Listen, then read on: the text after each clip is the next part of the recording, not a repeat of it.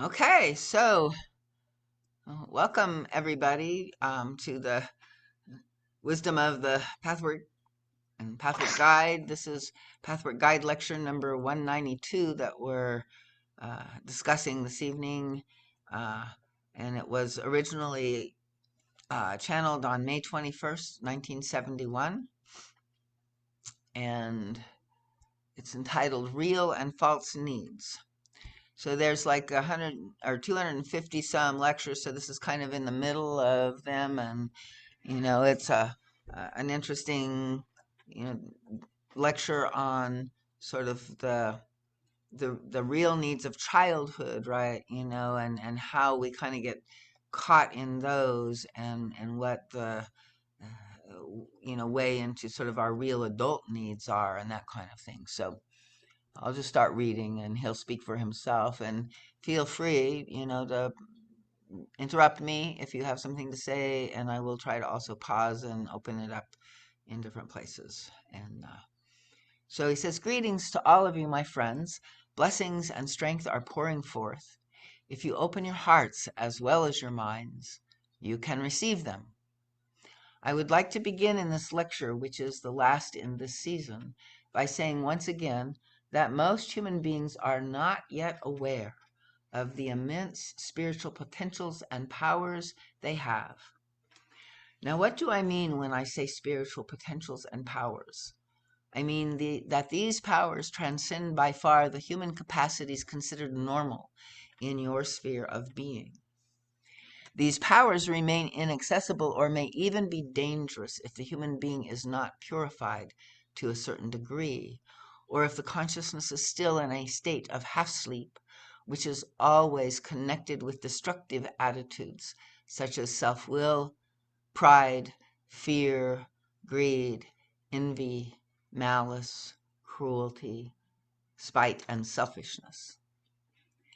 The majority of human beings find themselves approximately 90% asleep and only 10% awake to what exists in the world around them and within themselves. The process of reawakening the self requires a great deal of effort, commitment, work, and also the willingness to sacrifice destructive patterns with their short-lived, expensive satisfactions. Only then can awareness gradually grow, perception sharpen, and a new knowledge become available as a manifestation of the awakening real self.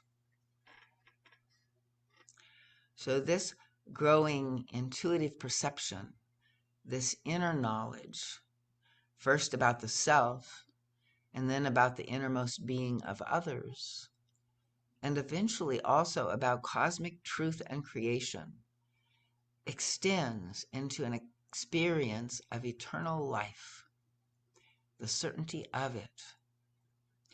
Awakening the spiritual potentials also involves access to the ever-present forces of life, all of which exist within and around you. These powers can be utilized for healing, for helping, and for increasing fulfillment and consciousness in the self and others. Needless to say that if the little self still predominates over the spiritual real self, abuse of these powers will be inevitable. Love has to first be awakened in the person so that the powers will be safe. If the energy force field of a human being is geared to low frequencies due to an undeveloped state of the soul, the much higher frequencies of spiritual powers can destroy health and life and create tremendous hazards. This is why it is so important for development to proceed in certain rhythms. The safest way is always to emphasize above all else purification. When purification precedes the development of spiritual and psychic potential and power, bliss grows, fearlessness increases. Solutions to all problems become increasingly more accessible. They present themselves because the problems are faced and dealt with. Healing of all the ills of the mind, the soul, and the body will then be possible. So, Any responses to that? I mean, always kind of like the beginning of the lecture because he's always kind of, calling in this, larger spiritual reality and perspective and reminding us of, what we're aiming for, what this work is about, and like, these deeper potentials that are within us. And so I'm just kind of curious, how does that make you feel to hear that? Yeah, I like to chime in. This is something that I've been pondering for a while. The trying to contain or maintain a certain frequency that if your body is not ready for would be unsustainable or damaging to the psyche or the physical structure. I've heard other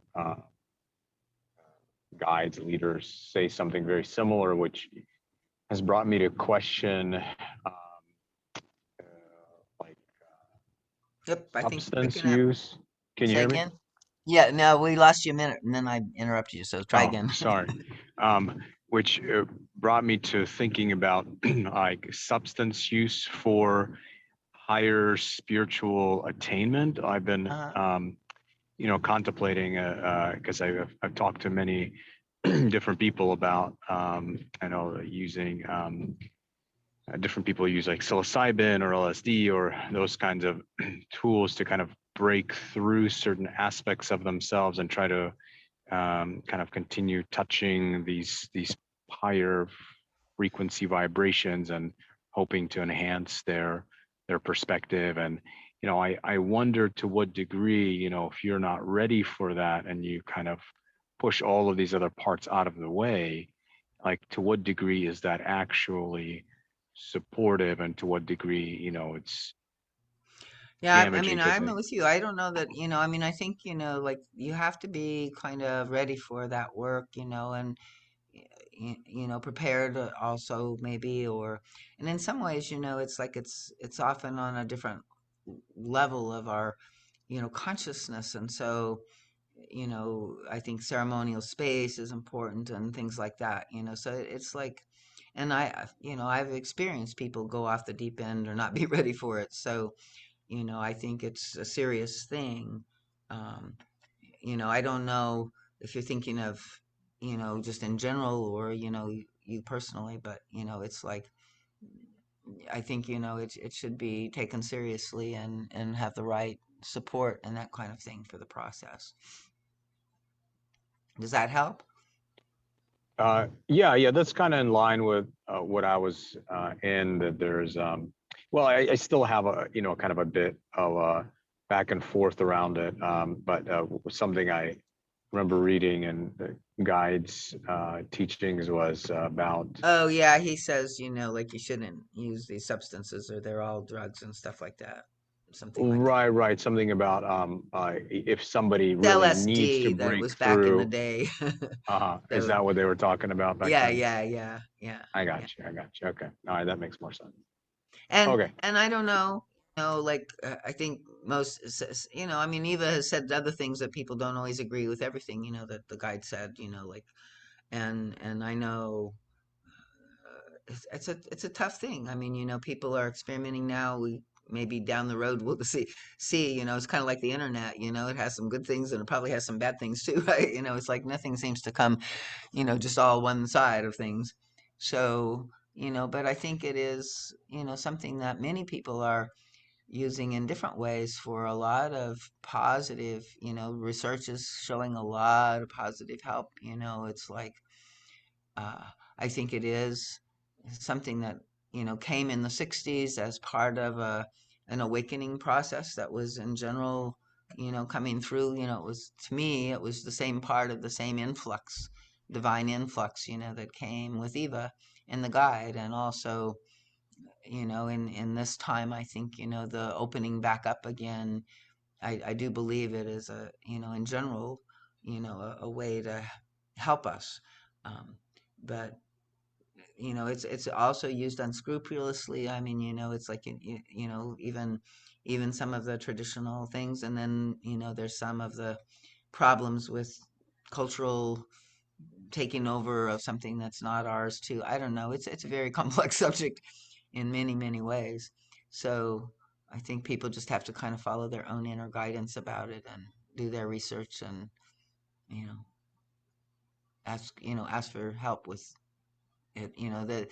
My experience is it's less the problem with the substances and more sometimes the individuals that are holding the space.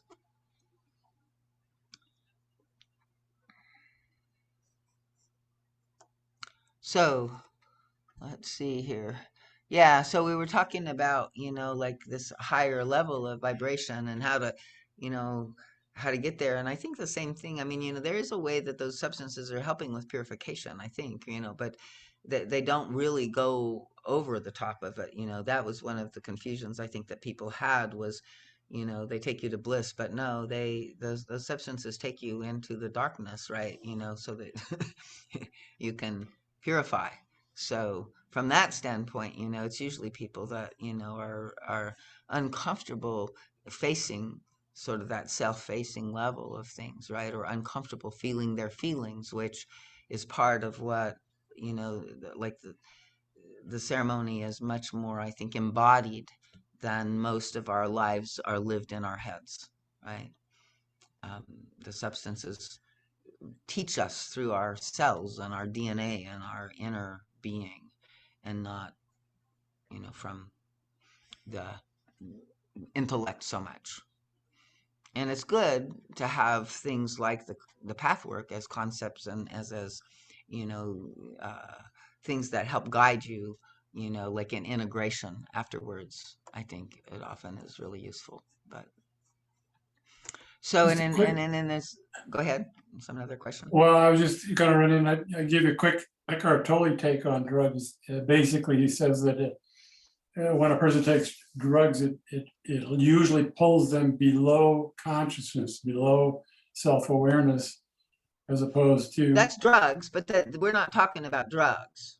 okay, you're talking about enhancement. We're talking about entheogenic, medicine, like sacred plant medicine kinds of things, right? So Ayahuasca included, right? Okay. yeah, yeah. And I mean, there may be some truth even in that, but most of the time people's reports are, like you actually, it's like 10 years of meditation and 10 years of therapy in one, in a ceremonial kind of thing, so you are learning to be present, you are learning to go inside your inner stuff. And a lot of people that do or are called to that work have done a lot of work as well, in themselves before. So it's just, I think people are kind of called to it. And so that's more to me, it's like lineages and certain, maybe ways of working. I know in Santo Daime, like one of the purposes of the ceremony is to work with, the beings that, are in suffering states, and so it's a kind of healing that the ceremony is doing, for more than just the people in it. And so you're opening to kind of some of the collective stuff, and, it's done sort of like the way that the Native Americans would be praying for the world, like the Hopis or the Tibetans are keeping everything, the vibrational rate of the planet up, right? Not just their personal vibration kind of thing. And to call light in and ground light into the world, um, is part of the understanding of the ceremonies. So, um, and so it is, kind of like a way of, clearing out and calling and bringing in light. And this is one of the things that he's saying, is like as we open and do this, we'll access, greater powers. And this is also seems to be what happens in sometimes the ceremonies. But I don't think we need the substances to get here, right? For some people it helps. For some people, it's part of their journey, not for everybody and not required, right? All of this that the guide is teaching us can be accessed, for, in various ways. And many people that do the path work, they find other adjunctive supports, whether it's meditation or, some kind of other body work or, different things. Um, so let me continue. Um, This sounds like utopia, my friends, and actually it would bring about a kind of utopia if this blissful state were not sought out of fear of the opposite state and the hope of an escape. In other words, if you wish bliss because you fear pain, if you wish life eternal because you fear death, if you wish happiness because you fear unhappiness, if you wish fullness because you fear emptiness, then all these desired possibilities must elude you and remain unattainable. Thence comes the delusion that none of these possibilities exist because they are products of wishful thinking. You do not see that the human longing is an expression of your sensing these possibilities, but the direction chosen by the longing is in most cases exactly the opposite from the one needed. As I mentioned before, you must enter into and go through what you fear and want to avoid in order to overcome it and arrive where the previously dreaded state truly does not exist any longer. Only when you can fully accept the present lack of vision and go through the resulting fear can you reach the greater state of consciousness. Then the latter is not illusion, but fact, reality, not wishful thinking or an escape, but the stark reality of being and of life as it really is. This cannot come easily. All who travel this road must commit themselves fully to everything that such a search really means. Most of you who are engaged in this pathwork of self-development start out in the usual way. You are unhappy and you want a solution to a certain problem, or perhaps there is not even a specific awareness of an inner problem or blockage yet. You may simply experience a vague feeling of being ill at ease with life. You wish to correct these undesirable states, although usually you do this with the unconscious hope that your very problematic attitudes that render you unhappy can remain untouched or even be reinforced. When the path requires the opposite, your reaction can often be panic, resentment, struggle, resistance, at times even a cessation of further efforts in the right direction. In other words, most of you start with a negative goal and you want to remove a negative condition. Only rarely does an individual start out with a positive goal. Many pay lip service to the positive goal of total self-purification and spiritual growth, but when it comes to having the willingness to accept difficulties, to give up the long-established destructive patterns, the conscious commitment to the positive goal suddenly disappears. With most, the positive goal is pursued and strengthened only as you get deeper into yourself. So, and I think most of you here, are probably in the midst of both in some ways, right? We've come a long ways where and we are spiritual seekers, and we do believe in this, larger, positive, goal, and yet most of the time, unconsciously, we're still sort of reacting to what life brings and to the pain bodies that get activated inside of us and stuff as in this kind of um, duality that wants to separate from it, right? So, but he says the longing is always there, and so this is always something to remember. Like it's never even the negative is never completely negative. There's always light in the darkness. There's always an original positive, and there's a positive essence in there somewhere, and it helps us to know that and to separate it from the negativity. So the longing is always there, and something in your deepest innermost being knows that there exists another reality and another state of consciousness that's your present state of development, than your present state of development. Your reaching for this higher, more fulfilling state is a legitimate, healthy need. When this need becomes conscious, a positive goal and direction can be set. But as long as your need is unconscious and intermingled with negative goals like the demand, deliver me from my unhappy state, you will remain in confusion about the path itself. Lack of full commitment yields tenuous, spurious, limited results, and doubt will close the vicious circle by reinforcing the withholding of commitment. Because doubtful withholding makes liberation impossible, the doubt itself is seen as justified. So you see him describing the vicious circle here. And so like we're praying, to, like separate from something we don't want. And there's this confusion, like in us, and we don't really believe, right? The prayer is going to get answered usually, right? So we don't really have a full commitment in even making that prayer. Um, and of course, it doesn't work very often, right? And so the doubt and comes back in and then says, well, why should I, try harder, or what should, why commit any deeper? It's not, it doesn't work. So, and a lot of times, it's kind of the mental process of this, and we're, spinning up in that rather than working at all of these things, at the level of the feeling and at the level of the presencing and being with. So, any comment or questions on that part? Kind of closes his introduction. So,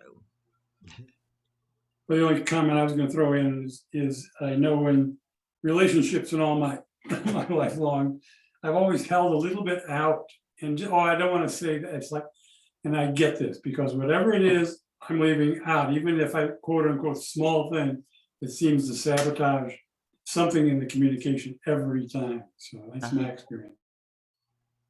Yeah, great. Good example. Yeah, good to recognize. Yeah, there is something very deep about that commitment that people don't, fully, I think, grasp in many, and especially where we're in the problematic issues, like we may have great commitment in something else and it may work really well. The guide's often pointing that out, right? It's like there's just different areas of our lives that are impacted by different things. So he's now going to start talking about, the basics of this lecture, which is something that also is some from an earlier lecture that he gave years ago on the topic of real and false needs. So he's going to elaborate and kind of recapitulate that earlier lecture. He says, this lecture is also an organic sequence, a completion of a cycle in which new material can be assimilated. This psychic spiral movement enables you to start at any point and go from there. So he's saying we don't even have to begin at the beginning of the lectures, right? We can pick up anywhere and completing the cycle from wherever the starting point was. And this explains why almost anyone on a certain level of consciousness can find these lectures useful, no matter where they start. Thus, this particular lecture will once again be an answer for many of you and shed light on the exact point where you are stuck at the moment. And sometimes people talk about this, like especially when we're in TP or something, like the lectures that we're assigned seem to especially resonate, or, we seem like we're living the lecture, as we're reading it. So sometimes, as we read and take it on, it becomes alive in ourselves. So it says, the particular lecture I gave years ago to which I'm referring deals with the topic of real and false needs. Since then, many of you have encountered your deepest feelings of fear, pain, guilt, and anger, feelings which you first experienced in this life during your early childhood and which you had not had the courage to re-experience. Welcome, iPhone. Can you hear us yet? So we're just, going through the lecture reading, so feel free to chime in and ask questions or just listen on. We're working with Pathwork Guide Lecture 192. Whoops, I just lost my screen share, sorry. Here we go. So we're dealing with the topic of real and false needs. And he said that, we need to feel our feelings and re-experience from childhood some of the old feelings as part of the course of this journey. And many of these feelings we couldn't feel as children. So, he's saying we had not fully experienced before. And then we also came across the needs we had as a child, whose unfulfillment caused most of our painful and therefore repressed feelings.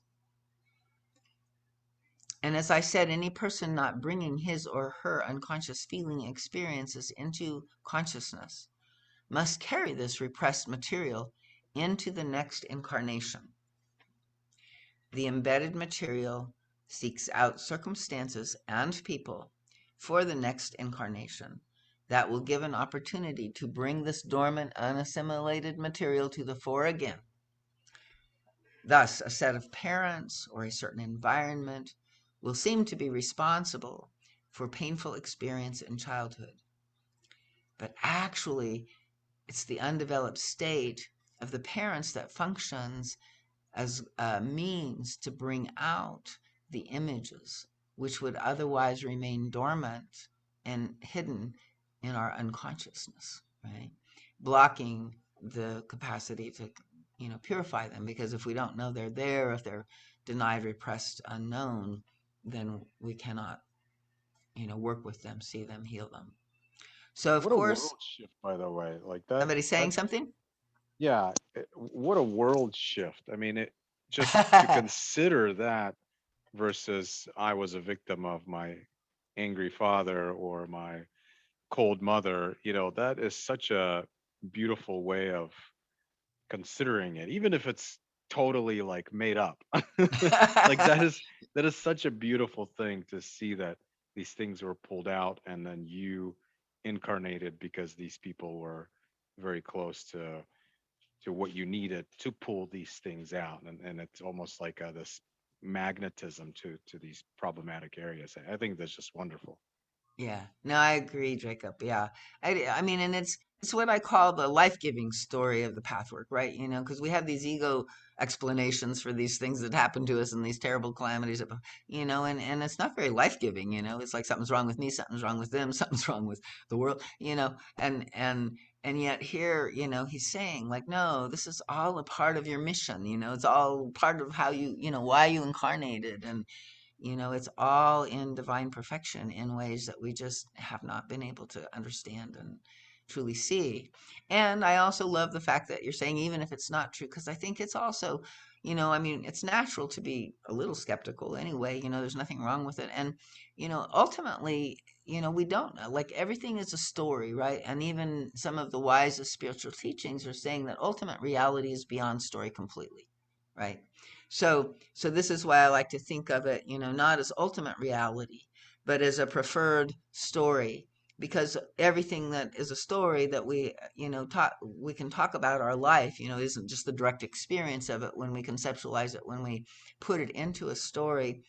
It's really not the thing that it is, right? So we're any story we're removed from it. But since we are storytelling beings, since we orient in the world, through story, then these life-giving stories are like the bridge, that move us from sort of the hell realms of our old ego stories and into this more acceptable 50-50 state that the guide says, is what we need to embrace in order to get to unity of consciousness, right?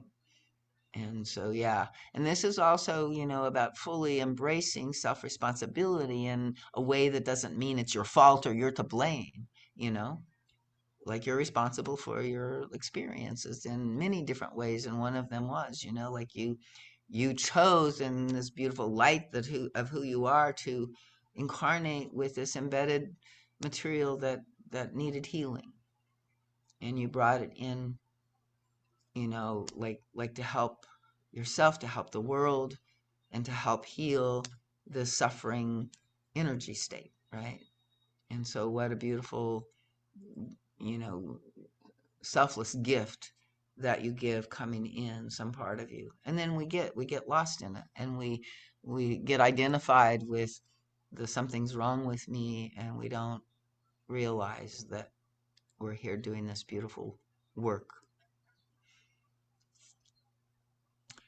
And so he says it is possible to treat painful experience in the old ways of avoidance and prolong the cycle, but the day comes for every entity when he or she finds it no longer possible to avoid confronting this experience openly.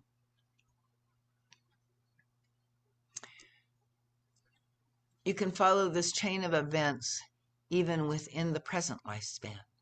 To the degree you have not experienced fully your past as a child, you must attract similar experiences later in life.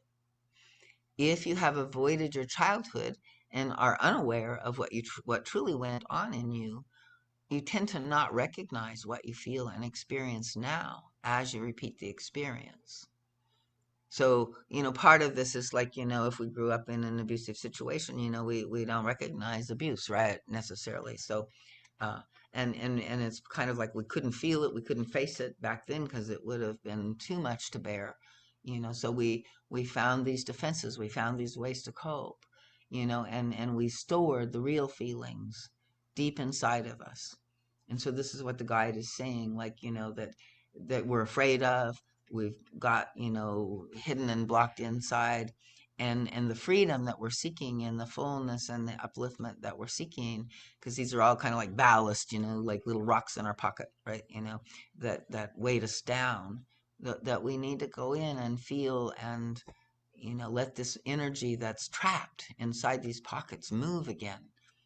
And if we are not caught in the story of the victim, right, then we don't recycle all of the hard pain, and then it's just a sensation that goes through us, and we release it in various ways. I had a situation just the other day where I woke up feeling like, ugh, what in the world? And so what I usually do when that's the case is, sit down and go in and be with what is there within me, and not recognizing it from any of my story is useful. Like I just woke up. What is this? It's with me. I have no story about it. And so I can just go in and sit with the experience. And as I'm doing that, right, it starts moving around and I'm following it in my body, and it's kind of being guided. Things are kind of giving suggestions, and then all of a sudden, I feel this huge energy move up through my body, and I'm gagging and I'm hacking and I'm, like thinking I'm, gonna die, but like it kind of like moves enough of it out, and then I settle back down into it, and then I'm releasing. Then I'm like just sobbing, and I have no idea what I'm crying about. I have no idea. There's no story. I'm not in any hard pain. I'm not thinking, woe is me. I am just feeling almost like an orgasmic release of this energy and the crying. And to me, this is the kind of healing where we get lost in some of the psychology and stuff is by keeping, going into, the story. But he's saying here that we need to kind of see it first, right? We need to know a little bit about it. So I'm not saying, you just go in completely blank, but there's this kind of balance of like looking into, what we remember as a child, and where we find it logged in our being, in our body. We've got it stuffed in pockets, and releasing that. And oftentimes what I've discovered is in the releasing of it, the story comes, the memory comes, the understanding comes. Oh, that's the feeling that I felt, in this situation. So oftentimes they work together, in this way. But we really do what we haven't felt before. We have to go in and feel, because we can't, it'll just, if we keep holding it in our body, it will eventually turn into some kind of physical malfunction, which begins with numbness, right? So he's saying your state of numbness about your past feelings numbs you to similar present experience, unless and until you make a real commitment and a real effort to awaken yourself, no matter how painful this may seem at first.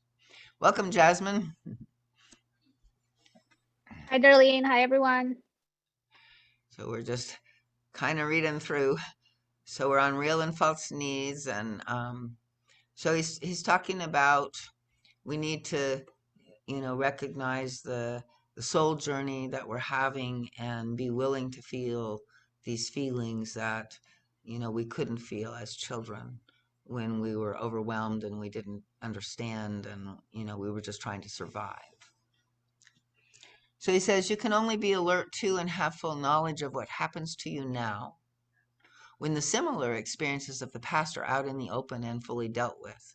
So this goes back again to sort of this magnetism and this fact that, what we can't face and feel, we are going to naturally draw and magnetize to us. And, like so many times I can remember, feeling this, here I am again, like I keep trying to avoid this place and here I am again, no matter how many different people or different situations, like I end up stuck in kind of some similar, it's almost like Groundhog's Day, only it's on a theme rather than a specific, event. But you can feel like, oh, it's the same feeling, right? And so that's your key, that you're kind of in this loop, trying to help yourself feel what you weren't unable to feel earlier on.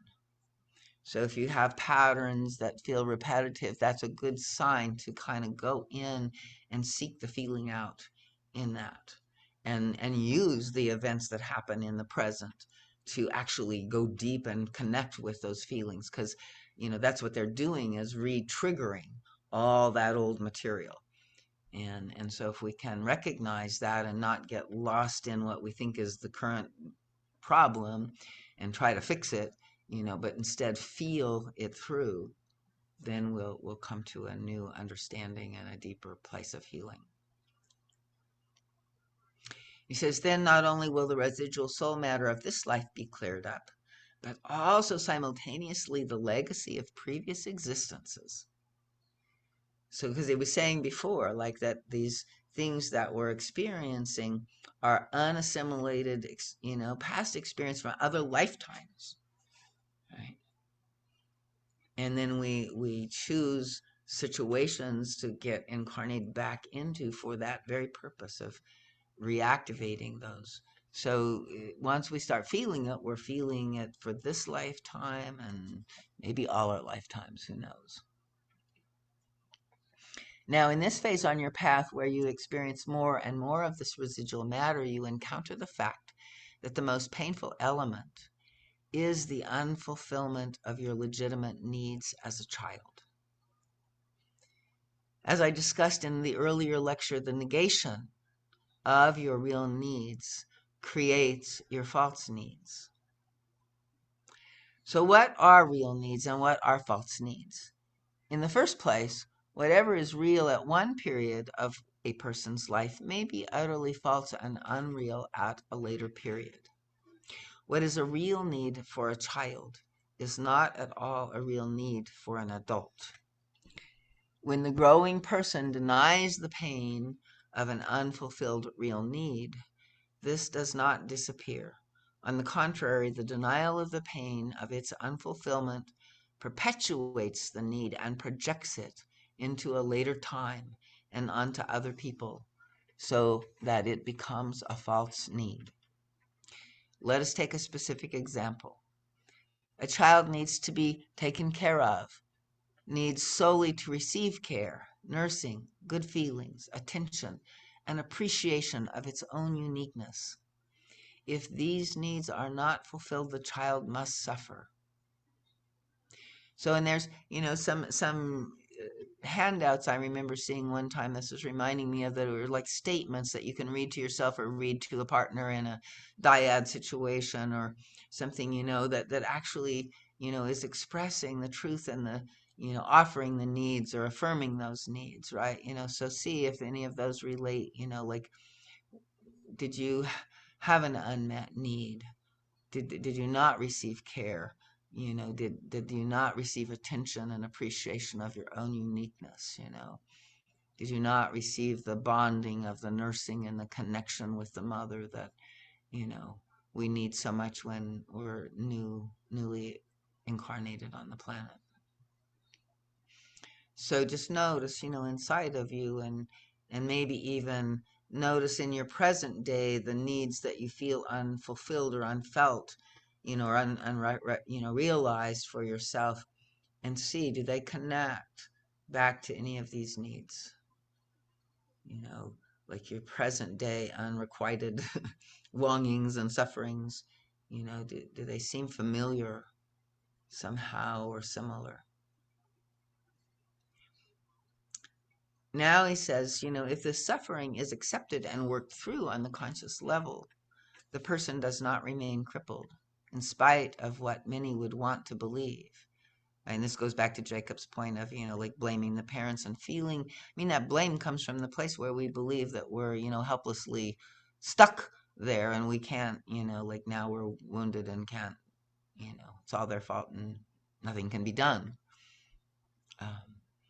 So, what does create a crippled state is the belief that this pain can only be eliminated when the person is finally given all that was lacking, even years later.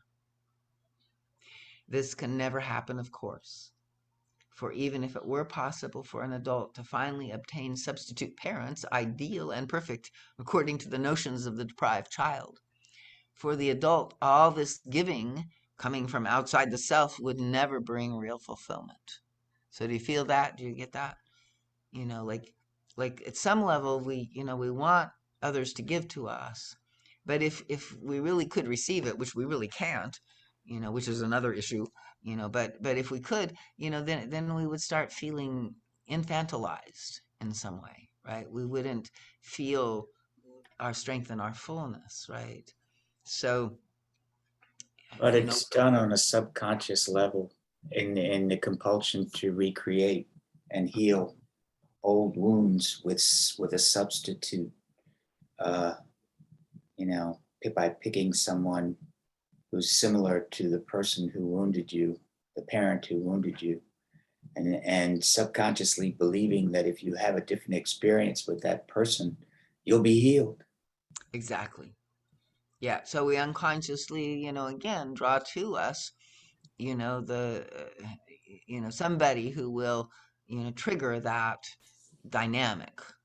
And then we think it's, the problem is the other person, but it's like it's our dynamic and we're working it through.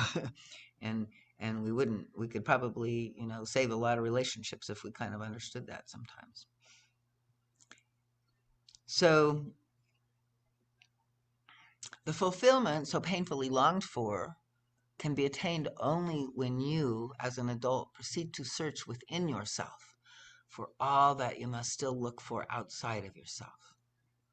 This must begin with self-responsibility. If you remain stuck on blaming your parents, making them in life responsible, you deprive yourself of the vital center of all good within you. Only when you search to alter your own attitude and discover that your suffering is induced by your attitude now, can you begin to find security, the security you once looked for in the sustenance given you by others. Anxiety will disappear to the exact degree you search within yourself for the cause of your present suffering. And this suffering is the denial of the original pain and the consequent negative and destructive patterns of feeling and thinking.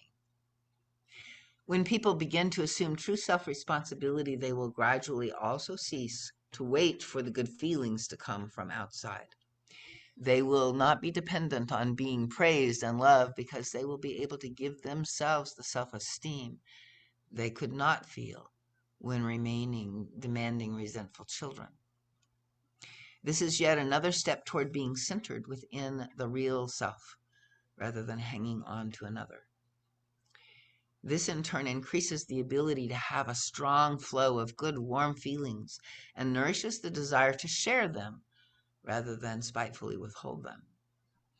The ability to experience pleasure from within the body and soul, offer it to others, becomes a real alternative to greedily insisting on receiving. Right? So the fullness comes in this way, like, as we fill inside and, have a need to give from that fullness, from our fullness, from who we are, from our beauty, our capacity, everything that's locked inside of us is fabulous, right? And as we begin to really rely on and seek inside and open that up and expand in this, then really our greatest need as an adult is to give.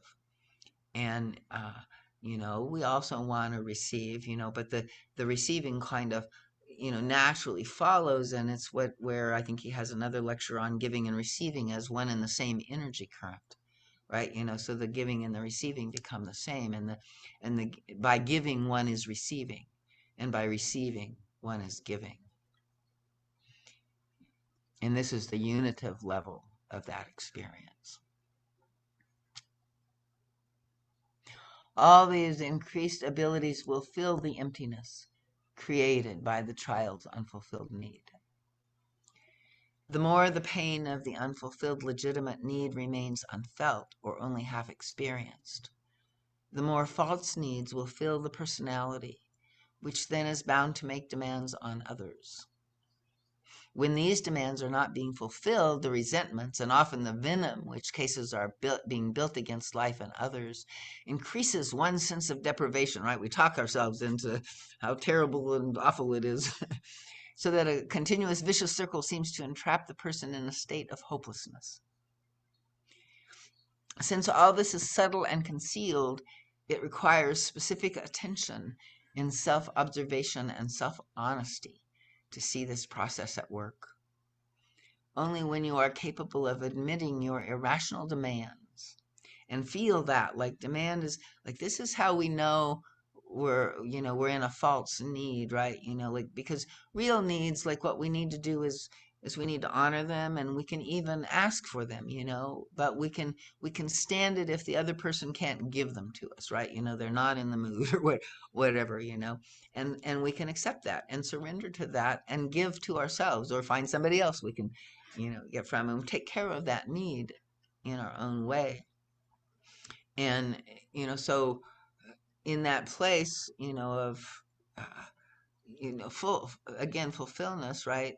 We don't have to judge or get caught in any drama about it, right?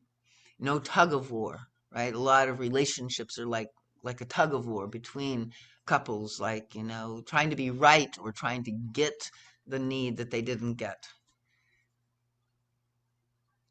And then when we see it as, like, in that situation, you can feel like it kind of has this energy of a demand. It's not an asking that can accept the other partner from saying, no, thanks, I can't do it right now. We like sort of are desperate. We have to have it, and so then a will is there, and it's a will-backed kind of emotion that insists, and that, is going to trigger everybody else's, defenses, because, it doesn't feel good to be, demanded in that way. And then you can also see, when you demand and they, they can't give or they don't give, how you want to deal out punishment to those, that aren't, doing it right or giving you what you want, right? So it's good, it's not to judge ourselves, not to be harsh with ourselves. This is just the human condition, right? You're not especially bad because you do any of this. We all do it. And it's the ability to be conscious of it, as he said, to make the connections, to truly understand the connections that he's showing us here that will help us. So what are the real needs of an adult? They are self-expression, growth, development, reaching one's spiritual potential, and everything that accrues from that. This means pleasure, love, fulfillment, good relationships, and a meaningful contribution to the great plan in which everyone has his or her task.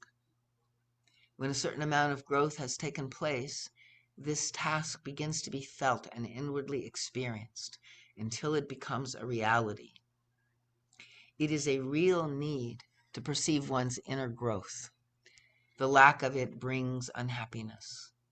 The person must then proceed to search for the obstructions within his or her own soul and remove them. They are always in one way or another connected with a perpetuation of needs once real, which have now become false.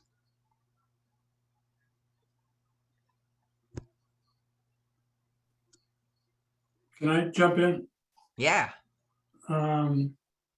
I always get stuck in phraseology that has something to do with it's I take it as personally, like my job is to do my work and get rid of my needs myself.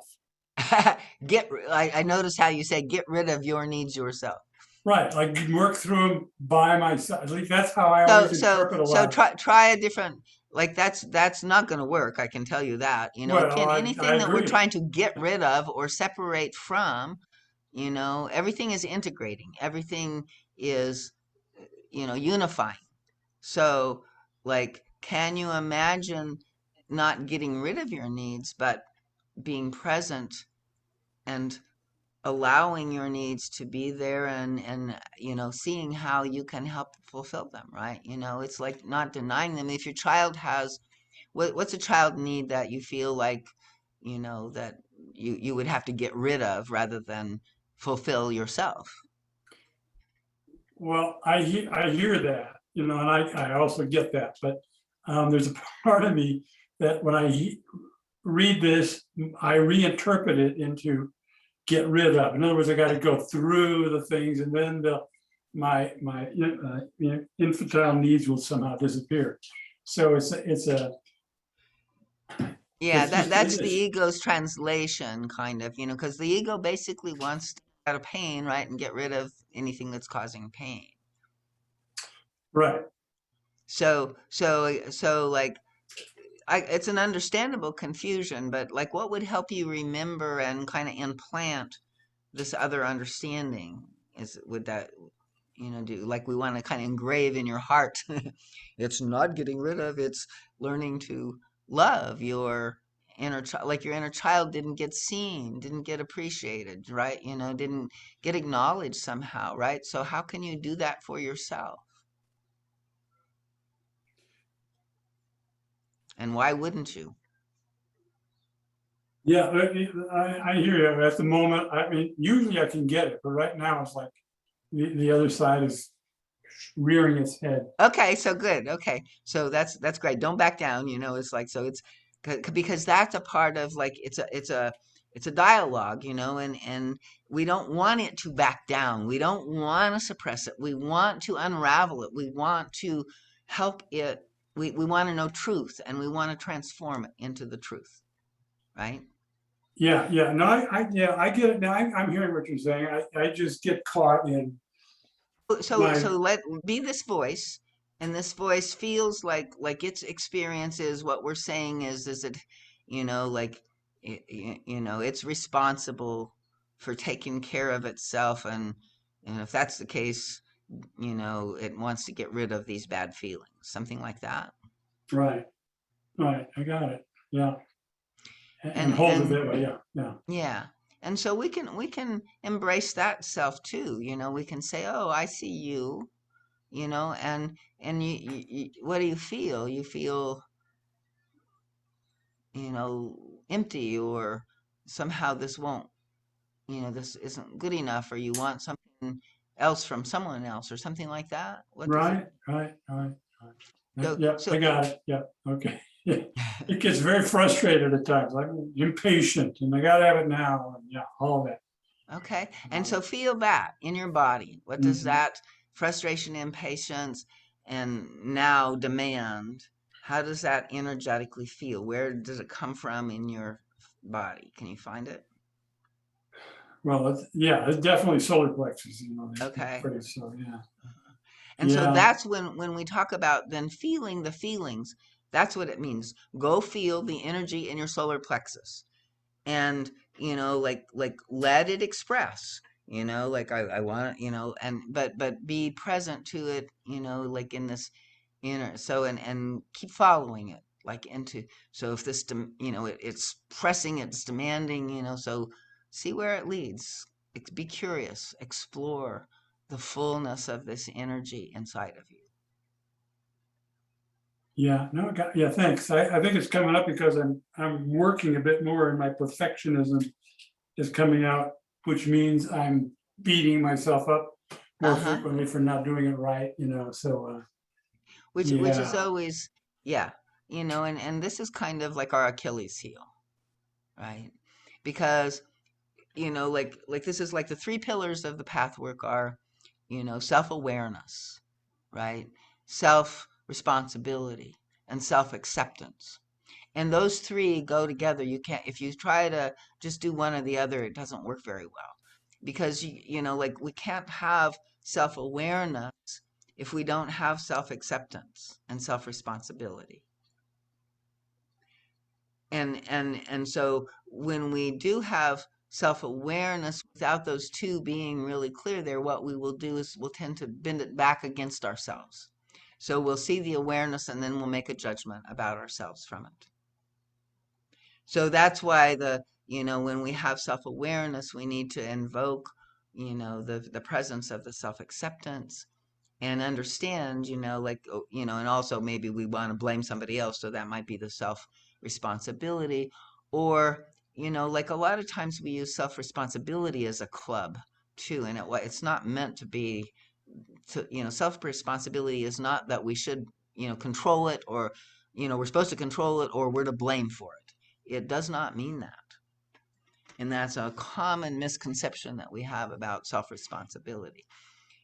It's way beyond us. Like when the guide talks about self-responsibility, he's talking about we're manifesting our life from the depths of all of our consciousnesses,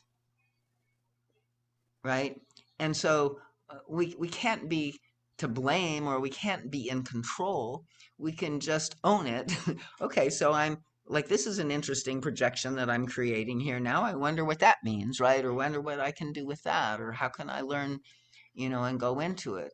Self-responsibility is just the simple recognition, right, that what we're encountering is our own soul substance, is our own self-reflection.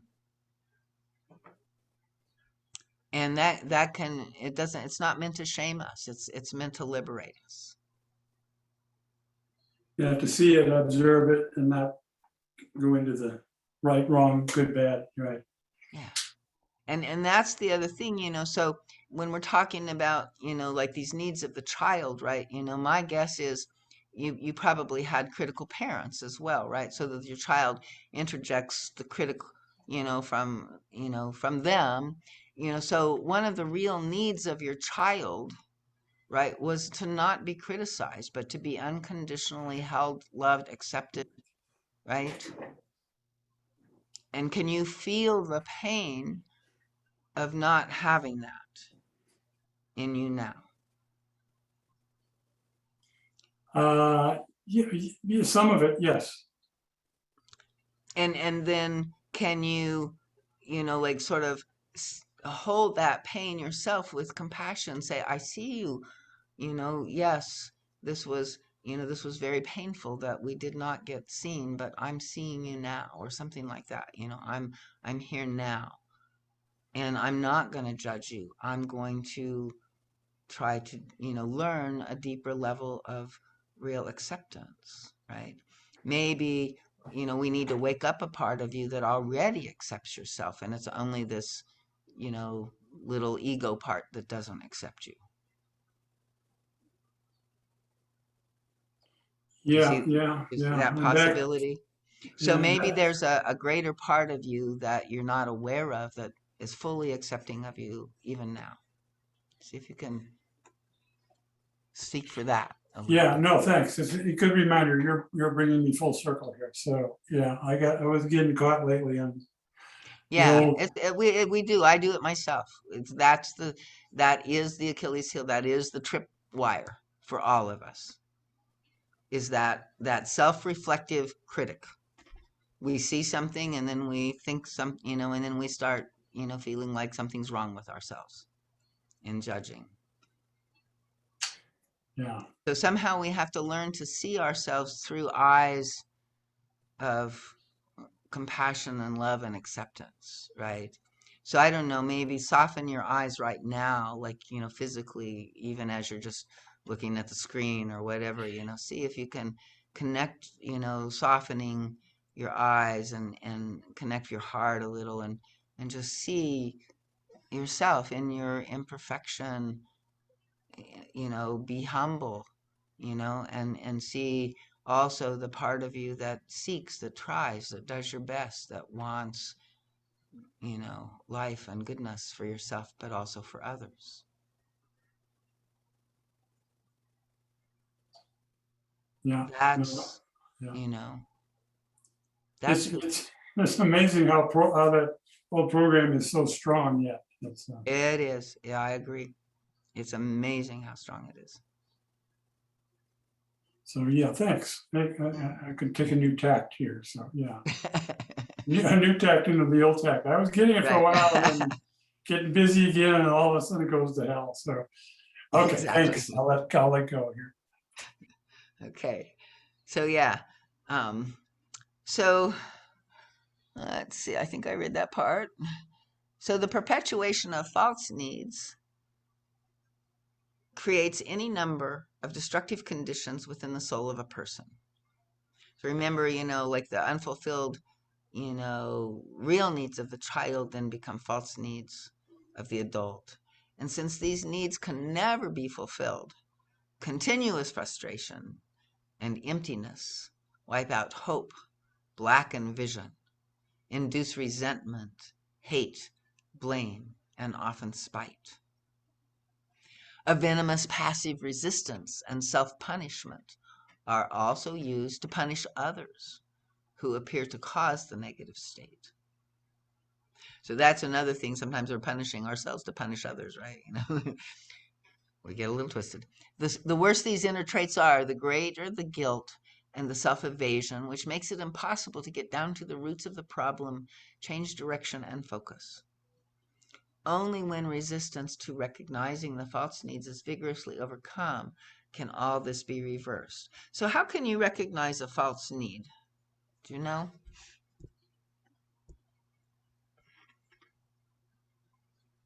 I think he's kind of going into that in this next section, right?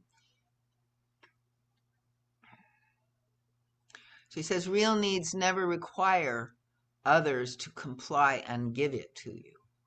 They don't get resentful when they don't, they don't feel like they're going to die if they don't, like all of these dramas, right?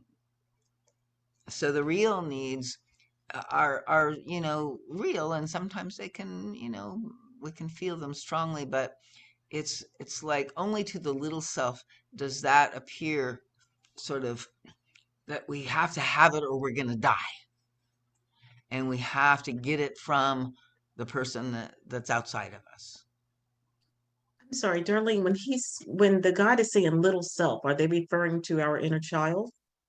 In this situation, I think he's referring more to like the little ego self, right? Okay. It is sometimes his terminology, he mixes it up and it gets confusing.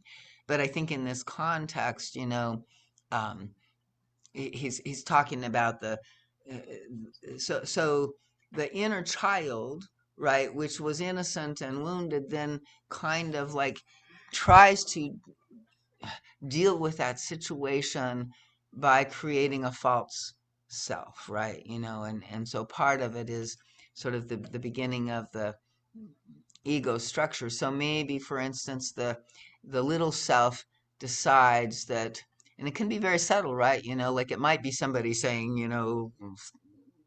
this is a stick up, give it to me or else, but it might be somebody saying, I'm gonna be so sweet and nice to you, I'm gonna keep giving to you, and I'm gonna keep giving to you, and I'm gonna keep giving to you, and then I'm gonna get resentful as hell when you don't give me what I want back, right? Then I'm going to, keep count of all of the things that I'm given, and notice all the times when you just take it for granted and you don't don't acknowledge me as special because I'm being such a wonderful giver, right? This is not this is the little self, right? That's demanding the other person give to them. And it can also be with withholding, like, okay, so you're not going to give it to me, so I'm going to withdraw, and I'm going to, punish you, with my silence until you give it to me, right? So these are all sort of the forcing current, right, in different forms of the mask. So there's the love mask, there's the power mask, and there's the serenity mask. And so the demand will come across through one of those masks in certain ways, right? That don't always seem like a demand necessarily, but we can feel it inside, right? You can begin to recognize it. And and it says the real need for love, companionship, and sharing can only begin to be fulfilled when the soul is ready to love and give, which must never be confused with the neurotic need to be loved. But this confusion between the two needs is quite frequent. And there's also a way that we get confused, like in the spiritual mask, where we think being loving is to be in our higher self or to be divine, and we're trying to do it not in order to get love, but because we're trying to be our highest self. But again, if it's not coming from something deep within us, if we're giving in order to get something, like our self-worth because we're being so giving, right? It's there's something amiss in that, and it's coming out of the mask. So he says, as long as you believe that you are really willing to love, but fate is slighting you and withholding from you the person who loves you and whom you can love, you are really still ardently engaged in trying to fulfill the childhood need with a substitute parent. In your heart of hearts, you are really angry, blaming, punishing, and self-victimizing because your imagined real need for love remains slighted. Once you are truly ready to give up the old case, start to live in the now and look within yourself. Real love will come to you and your present real need will be fulfilled. And so here he's also saying, like we could be engaged in a relationship where that person is incapable of giving us this real love. Right. So it's not, so in that case, like the thing is surrender, and the other will come to you, right? Like um, when we're really ready, right? And ready for the intimacy and the closeness. And there's a yes current within us, and we're not defending in case, something else might go amiss, right? Then we can make the connection.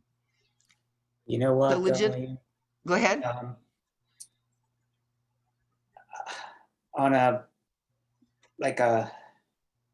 psychological level, or a level of understanding, like you could read this and totally get this on that level. But it seems to me that as you're working it, there's always going to be some kind of like a real need, false need, schizophrenia going on inside of you, because you can't like first dissolve the needs of your wounded child and then like all of a sudden jump into this other realm of like, okay, what are my real adult needs now? Let's start working on those. The wounded child is always going to be lingering. I think always going to be lingering. So there's Yeah, but always if going you're to be right there some to take kind of an care of it, it emotional doesn't get schizophrenia. engaged with other people. Hmm? If you're right there I agree, it's always going to be there, but if you're right there to take care of it, it doesn't get engaged with other people. Or Yeah, maybe it does, and you wake up and realize, oh, my child's like exactly. right. Exactly. I don't think there's a period, it has to be a period, I believe, of growth where there's going to be, I think, an emotional schizophrenia going on between your adult needs and your real childhood needs. The whole thing is a little bit muddy until you get to the point where it's like, oh, there's my wounded child acting up again. There he is. I gotta spend some time with him and give him some compassion. Otherwise, he's just going to keep kicking at the cage until he gets what he needs. Right. And so what helps you wake up to recognize that it's the inner child and not some adult need that you think you're actually chasing after, right? Like Well, for me, what typically I tells get you the difference? frustrated. I'll Uh-huh. get frustrated and Right. anxious about the situation, and I'll look for a way, like a walkout. Right.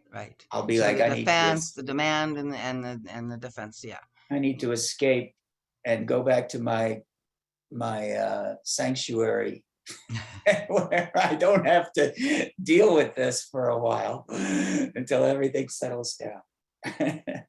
And that can be a good thing, because then you go to your inner sanctuary and maybe you wake up and realize, oh, this inner child is here, and then you can kind of work with, too. I'm So dealing with sometimes, this. I think I'm dealing with this in real time with okay, this caregiving with my mother. Of I course, bet, yeah, she's the parent who wounded me the most in my life, and now I'm spending a lot of time giving her care, and I'm still triggered.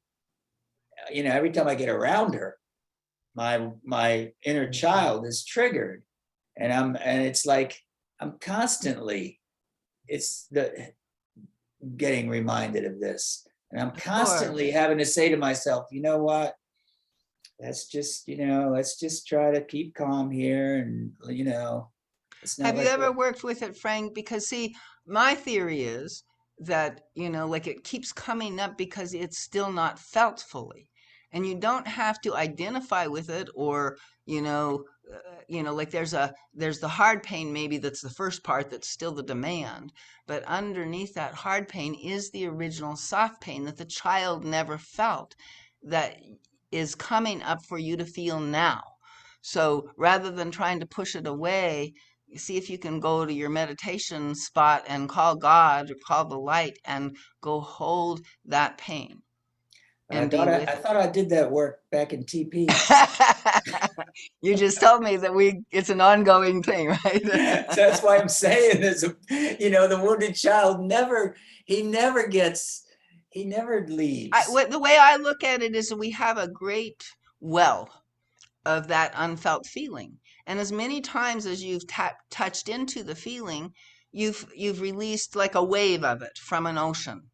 Yeah. And there's another wave that keeps wanting, like the wave wants to keep coming because each time it comes, it like does flow out of us, I think, and actually we have a little less of it that we're carrying, right? And I want But to there's a blame it on huge her because her behavior never changes. Thank you. right, and Oh, and am I? so and Oh, so you yeah, have to help yeah, your child, yeah. kind of this is surrender to that reality, right? Yes. And That's what's tell the hard, though. child you're there, like Yeah, that's some, he can never get it. That's what the guide is saying in the recreation of childhood hurts, that we have to go tell that child you're never ever ever ever ever going to get it, and then you drop in to the hurt of that Yeah. and deeply feel that how painful that was, yeah. and give up, because this is what the guide is saying, is the compulsion to recreate and overcome childhood hurts is a will-backed demand, right? So the child is willfully trying to fix the original situation. So you have to confront it and say, you can never get it fixed. It's never going to be fixed. You have to feel and grieve it. It's a loss. It's crap. It's the end, and if you go into just the sensation in your body, like we were talking about before, and you're not spinning in the hard pain of the story of how terrible your mother was and all of that, but you just go into your body where that original hurt is stored still right now, and bring your presence and compassion into your body, into the sensation of that, and breathe there, and call Holy Spirit. It'll probably take you into it fully, and release a good bit of it. And that doesn't mean that it may not also again come back, but you will then learn a very simple, much easier way of processing it. If I'm going to interject for a second, I understand what Frank is saying because, I had that very deep dive going into that nasty junk drawer, conversation with my mother in 2015. And as you said, a lot of it was released. There was still some core that was there. When I came back to the area to take care of my mother, who was diagnosed with cancer in September, the little girl in me, the little Lisa, was like, at that point, I just wanted my mom to apologize. I wanted some sense of acknowledgement of, I could have done things differently. Of course. I never got that. When she passed in October, I never got that. I had healing enough with my inner child. I knew it wasn't my fault because for a So the long time I disappointment kept is that. still there, though. Like if it's still, there's still the feeling there, right? Right. Mm-hmm. And that's not bad thing, right? It's like, but it's there still to just, like maybe it'll never go, maybe it needs to every once in a while be released with a few sobs, or maybe, like maybe right now where it is, like you're just feeling it, right? And feeling, what does it need, or what is it something I just need to, be, it is, there's this, deep longing, that's all we want, is that acknowledgement. But that's exactly what the guide is saying, like, to the degree that the child feels like it can't survive without it, or it can't grieve the loss and be resilient and go forward, right? It stays trapped right there. But And honestly, I did. I think my healing, my ultimate healing, I think I think as Frank says, like that schizophrenia with me is that even posthumous, I had to have another conversation with her posthumously and be oh like, you yeah, know what? You know, you screwed up, like you did a lot of great things, but I was still, I had to express my resentment and my anger. And that's where my peace came from, because I wasn't going to get it from her. And I realized that there was a sense of self-betrayal when I dug deep in me. There was a sense of self-betrayal, like, Lisa, you betrayed you because you were still trying to please her. but the guide is saying something even beyond that, right? The guide is saying you chose her specifically for her to betray you. You needed her to do that. I She had to was write that your down. That blew my mind. I'm like, and so in a way it's right.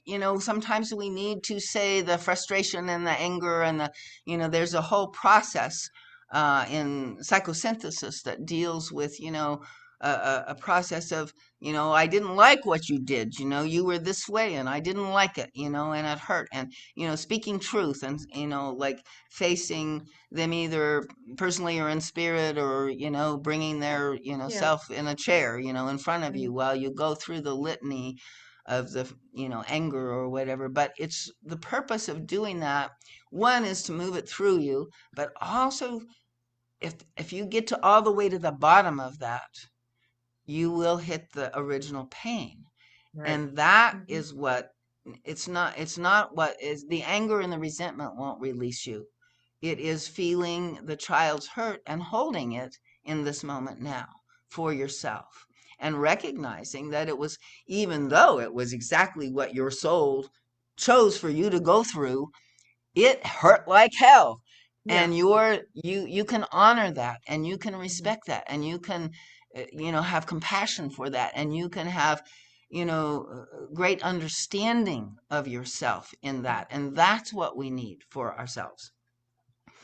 And When the when guy mentions, like you said that, like say my divine nature chose this, I can completely relate to that. Is that somehow connected with generational curses? Because I kind of feel like if I go through it and I'm able to release this negative energy and purge it, then there won't be another incarnation of this in another time, realm, or space. Yes, I think that's right. But I think Mhm. it's like even beyond that, like we come in with great love. We come in with great service. We come in for service of God, bringing these, ancestral darknesses. We come in willing to, be crucified on the cross of those ancestral darknesses, or those ancient pain bodies, or even our past life. Maybe it's ancestral. Maybe we are our ancestor. Maybe, Who knows? right. But Hmm. maybe it's our past lives. But it's a history of this, and we choose, even when we have, the guide says, even when we are hating each other and we're in massive disagreement and we can't get along, or we just, he says, at the level of the human personality, he says, at the level of the higher self, you are both in love and in accord. Mm.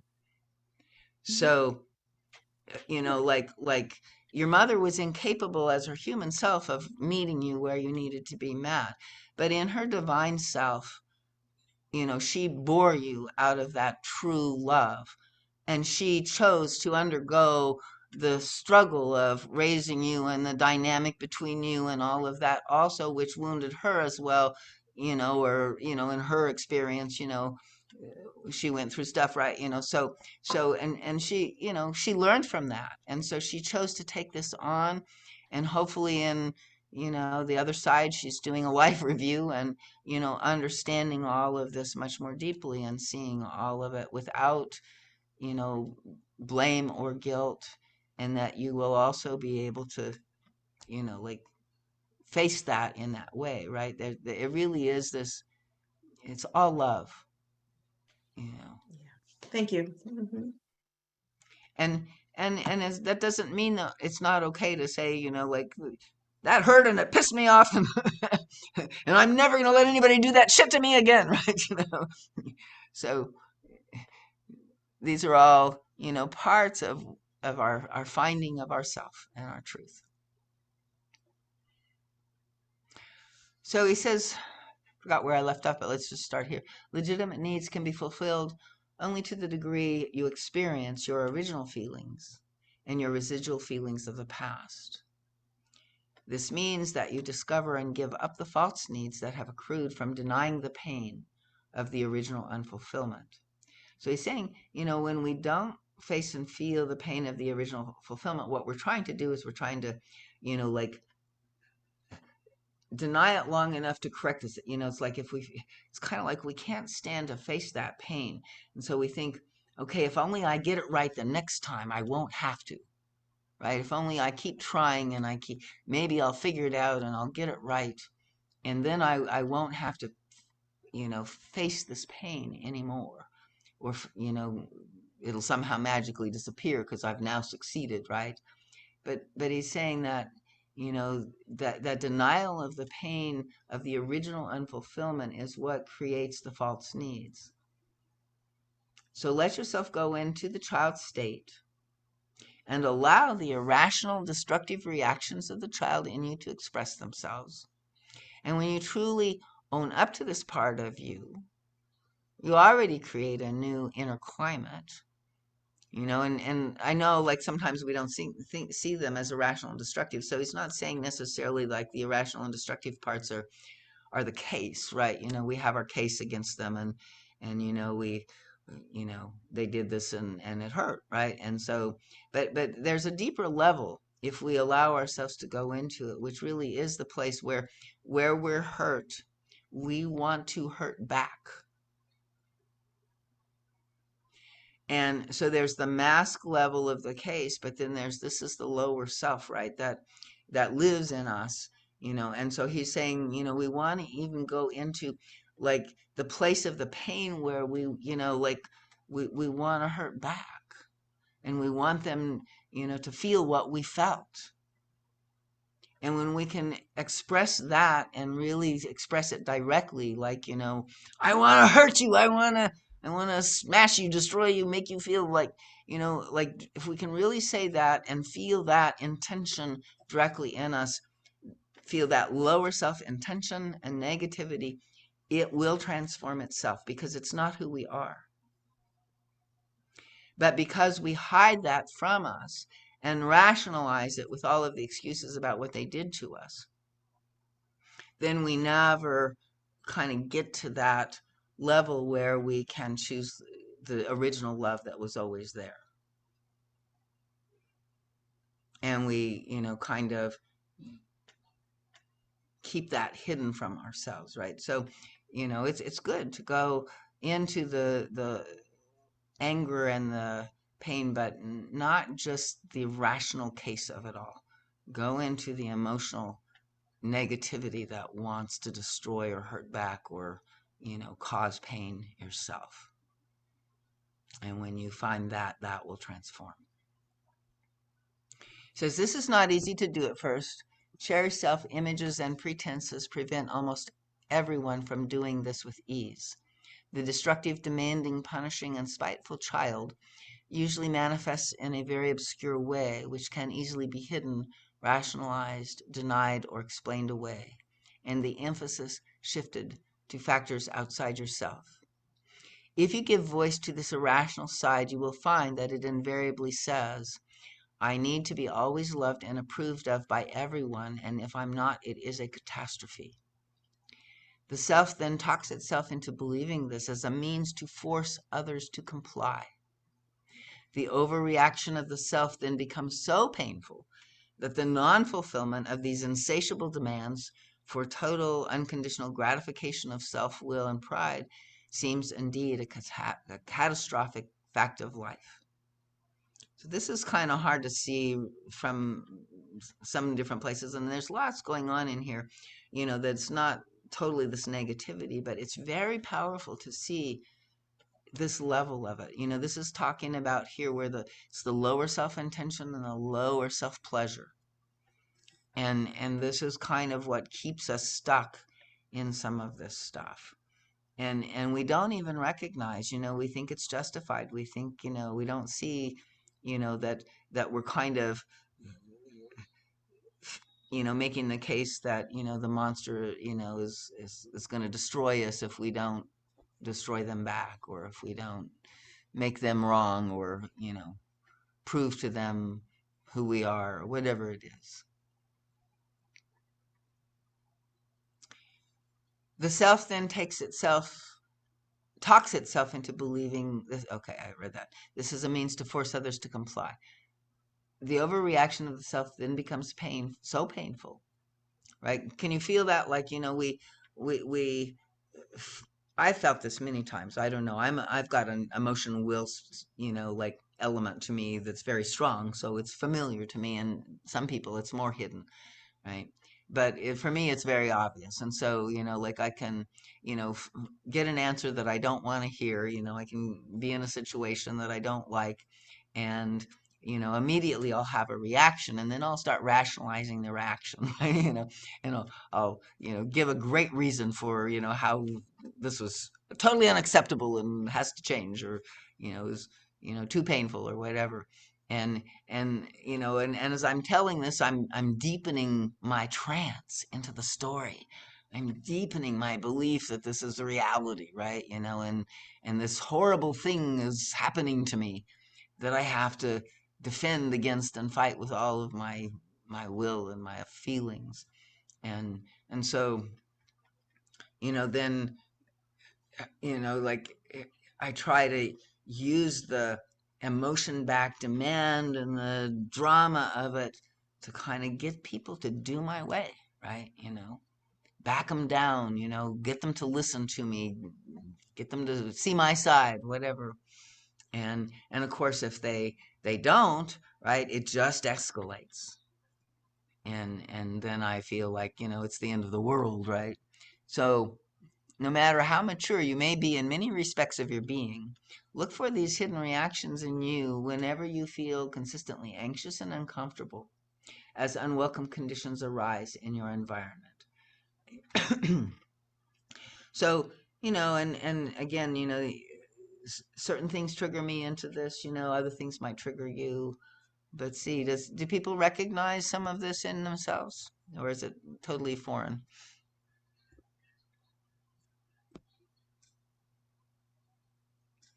I wanted to ask if you think the extreme case of this would be like sociopathic behavior, someone who like say picks a certain segment of society and believes that that they can exact their revenge on that group of people, and so they become, say, something like a serial killer or something like that, or just somebody who wants to do a lot of harm to a certain group of people. Yeah, I don't know, maybe sociopath. I would say more it is the, the will-backed emotion is the psychopathy, right? And the psychopathy has ranges, right? So, like this, it's a psychopathic defense that goes to that hysterical display of power and fury, Right. right? And yeah, or justification, maybe it becomes cold and, calculating instead, but yeah, and most of the time it's the energy kind of comes up over the top and down, Yeah. right? Yeah. So yeah, and I think, the murder, like to the degree that people are extremely, in a psychopathic defense, yeah, they feel justified in murder, or, getting their way no matter what it takes. Even the narcissistic personality is somewhat like that, right? They may not go to murder, but Yeah. so the Speak to your difficulty, question. yeah, go Can ahead. I jump in just for a moment? To answer your question is absolutely. I see myself and plenty of my difficulties with people in so much of this lecture. I was really excited that you were covering it today. Great. That last part that you were talking to, part of my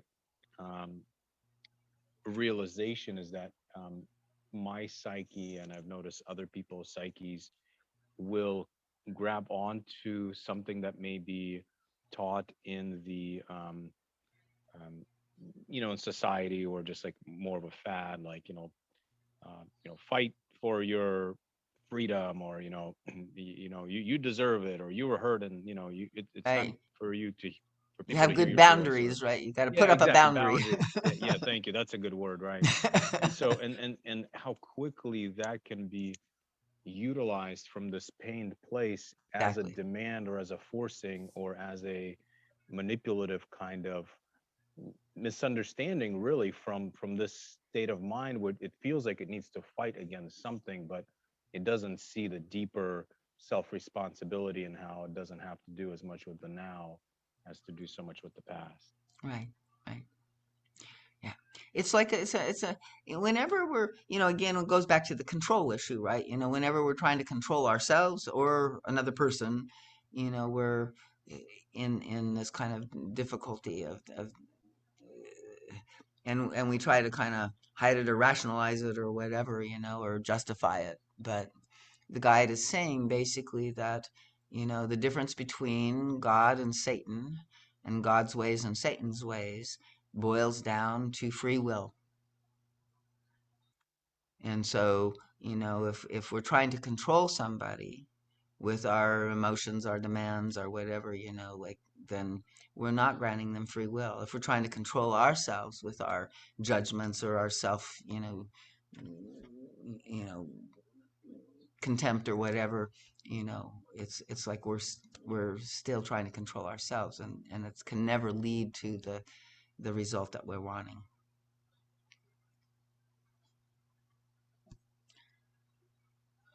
So he says the difficulty is that your understanding of your reaction that equates catastrophe with the unfulfillment of your demand to be loved and approved of by everyone is vague. The reaction is not conceptualized but rationalized away, so that you never follow through with both your thinking and your feeling correlating them. So it's necessary to discover the concept, or rather the misconception, entrapped in your strong reaction to an unfulfillment, to a hurt, a criticism, or a frustration.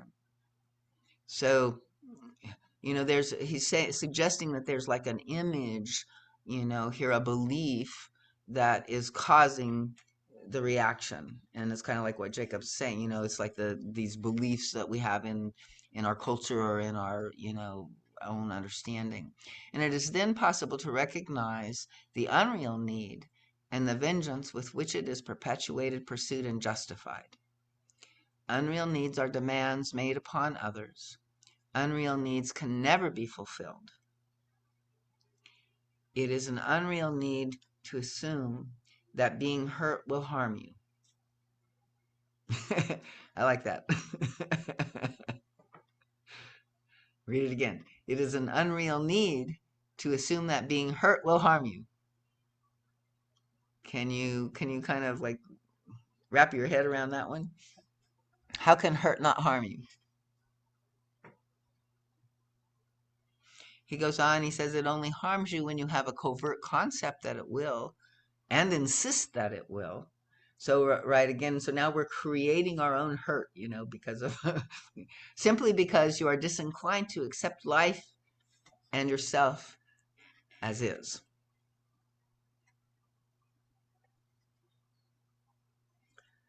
So, I mean, this Seems is a to big, me that victimhood is a big part of this equation. yeah. You could easily attach yourself to to the image that you're a victim of many Right, different that's things. kind of the underlying misconception, right? Yes.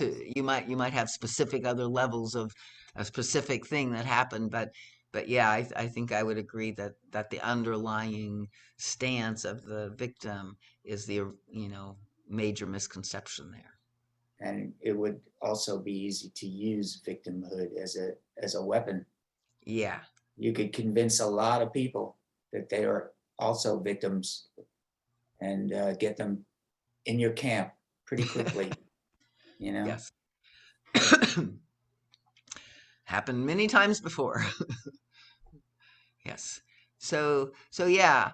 And to me, another thing in this, like is that's like part of what we do in this work, right? Because we have these places of woundedness and pockets of this pain inside of us and everything, right? And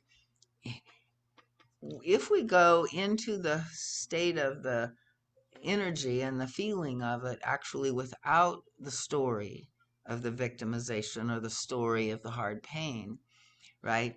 Then like we discover, well, hurt's probably not, it's not the favorite thing or, whatever, but it's not what we think. It's kind of like the resistance to the pain creates more pain, right? And if we can let go of the resistance to the pain, then the pain is just pain. And it doesn't kill us. The hurt is not really hurting us. It's not really harming us in any particular way. In fact, maybe even it's educating us or helping us or, strengthening us or, like we talked about that before, right? So when we can kind of trust, it's another way in some Christian terms that we talk about it is sort of embracing the cross. It's a cross of matter, space, time, of karma, of cause and effect, of, splits inside of ourselves, right? Of projections of those splits outside of ourselves that cause pain. But the pain is part of the feedback mechanism that we're learning from. And it's not meant to harm us. And it doesn't harm us unless we insist, and we use it like, okay, as a way to kind of convince everybody to come and save us or something.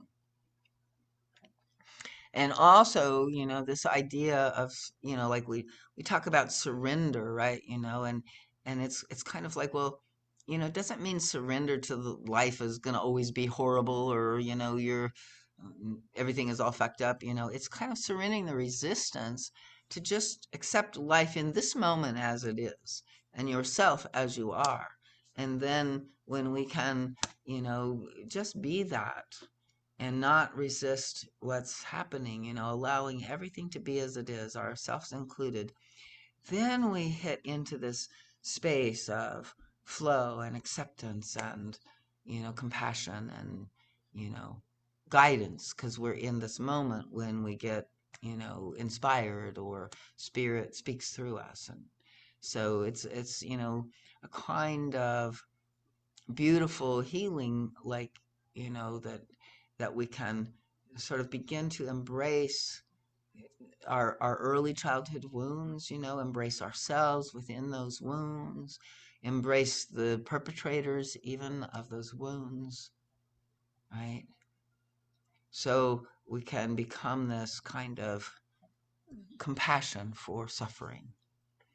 And then on the cross, that prayer reaches to the heavens. You know what? I hear what you're saying. I don't know if I kind of taken all of this lately to a different perspective, but I guess going back to what someone said about victimhood and things like that, and then bringing a Christian element to it, it's not, depending on obviously particular situations, it's not necessarily being a victim. I mean, if there is actual pain, if there is actual loss, if there is actual injustice done, that doesn't mean you're a victim. And Depends on how you hold it. it It well, I depends mean, I on think how what you we're hold talking it. about false need and and if it's real need, I mean, if the pain is there, the pain is there. But like you said, Right, but if how we're much of the not pain is created by what the guide calls hard pain, and how much mhm, of it is the actual original soft pain of the situation?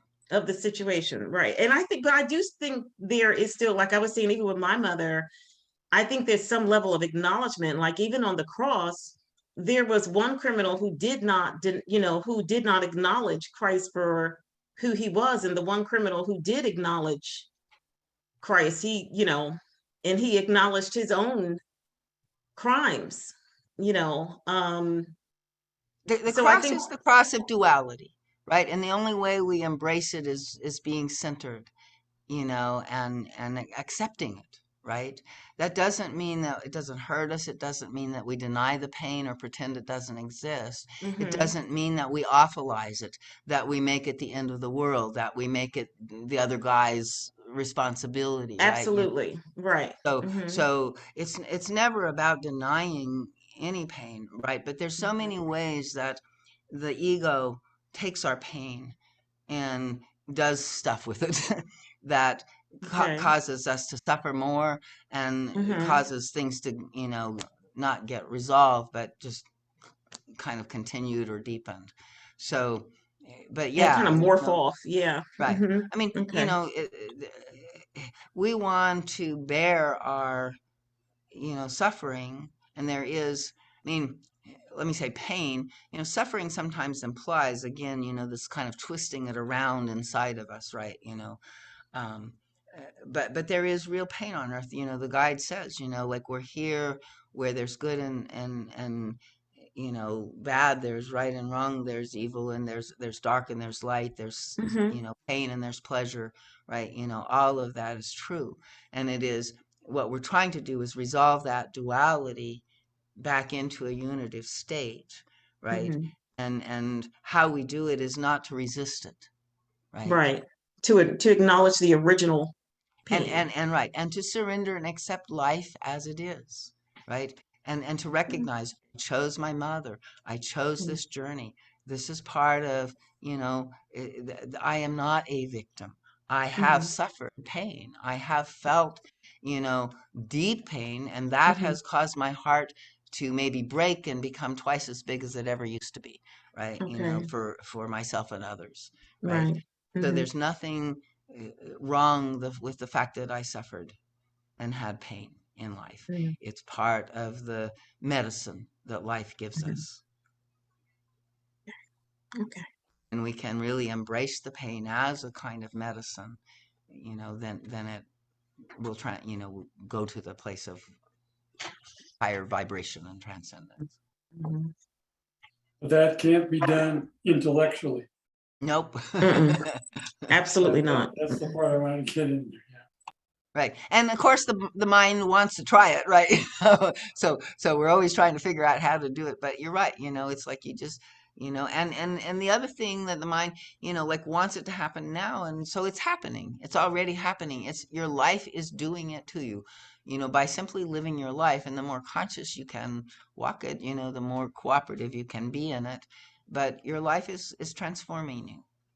You don't have to do it yourself, right? The ego doesn't have to do anything except show up and be present and learn and feel. Yeah.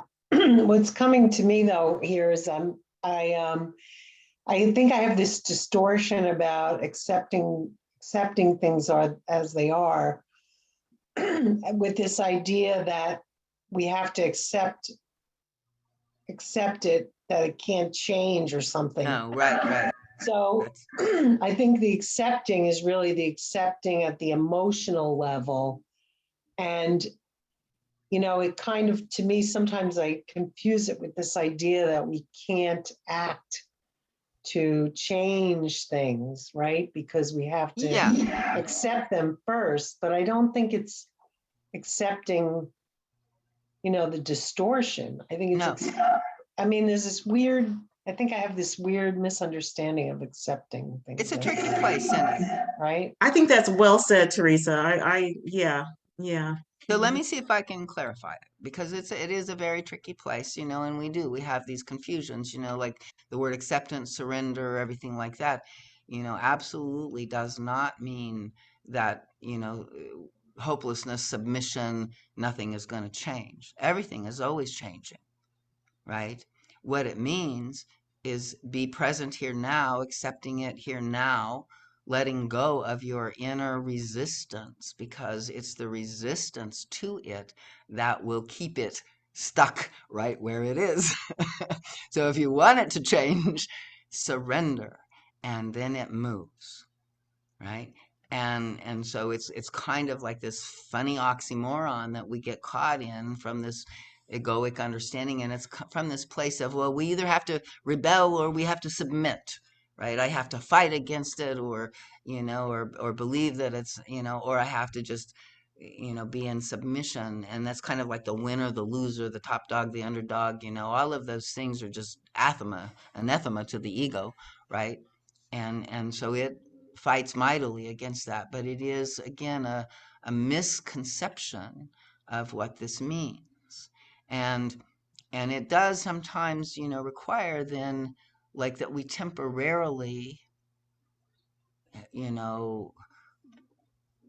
kind of be with it as it is, but that doesn't mean that temporary presenting it as it is an acceptance that it has to forever stay that way, or that it can't, it's like it's a bad situation and we're just stuck there, right? It's really the opposite, because if we can be with the bad situation fully in the present, Spirit comes in and inspires us to know exactly what to do to transform it.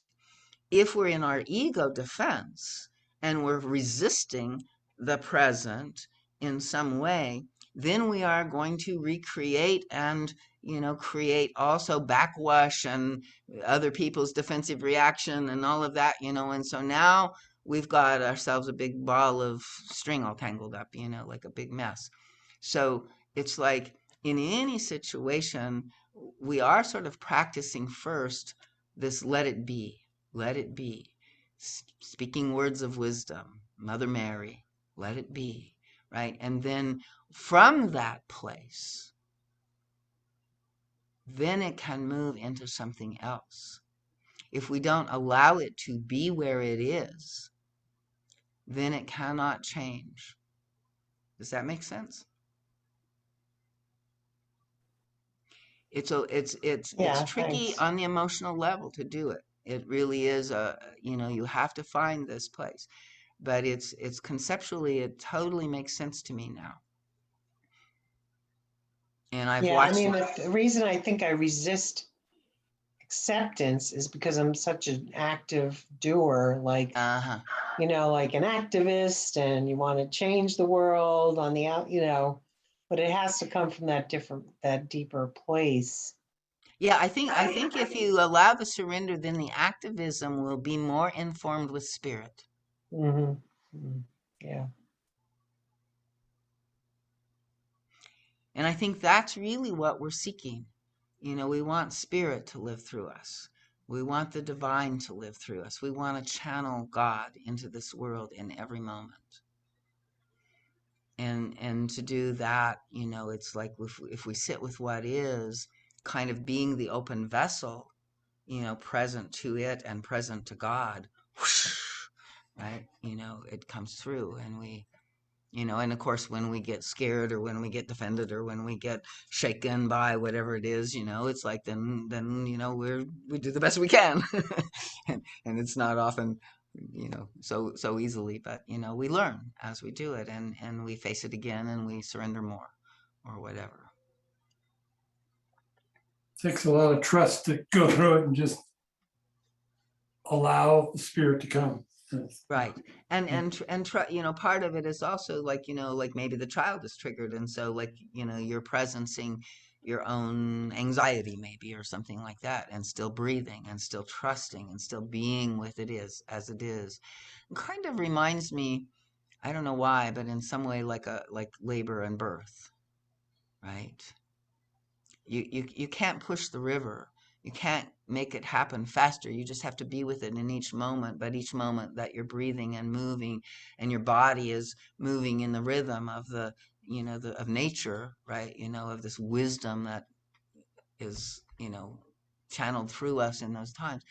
It happens, right? The movement happens, and there's pain, and birth is the ultimate result, right?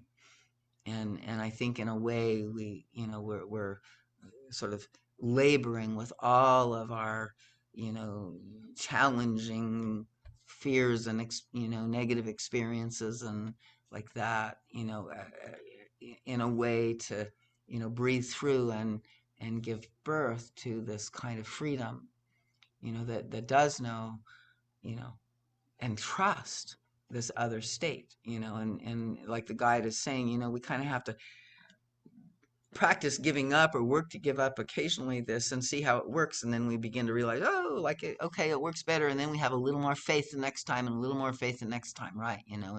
And so faith is built and developed as we go, but we have to risk, we have to risk a different, option. And sometimes it's not until after we see the results of our defenses, and that doesn't work, that we can hold ourselves in that kind of, on that cross, right? In a way, and breathe it until we can just be with it and Yeah, I trust. was just kind of thinking that, just maybe a little bit of a shift in thinking of the word acceptance might just be acknowledgement, because it's almost like seeing the truth for what it is. And, it's almost, that becomes like a pinpoint thing rather than like this idea of accepting it or something, you know? Can your So, heart do acknowledgement? I mean, I think that might be useful. I'm just kind of curious. Is it more a mental thing, or does it feel like your heart can also acknowledge? no, it's almost like a feeling into the truth or something. And I know, I forget whether it was Lisa or Jasmine was talking about, that they wanted acknowledgement from the outside, but then if you do the inner acknowledgement, that's almost like saying the acceptance or something. I don't know. Okay, yeah. I mean, I have, a couple of things that, like something happened several years ago that like really triggered a huge thing, and I knew I was supposed to kind of find a way into acceptance or whatever, but it was like no way I was going there, like so, and I worked with it for like over a couple of years, and then it kind of, the situation resolved, and so thank God it was over. And then something else just recently came up, right? Oh, there's that feeling again. Right? So it's also part of our difficulty with, it's not the things that we're trying to accept, it's like sort of these old patterned belief structures and reactions to the things that are there, right? And most of those are in the defense structure and not in truth, like you said. So we want to let go of the resistance and the defense, and seek to be in the truth.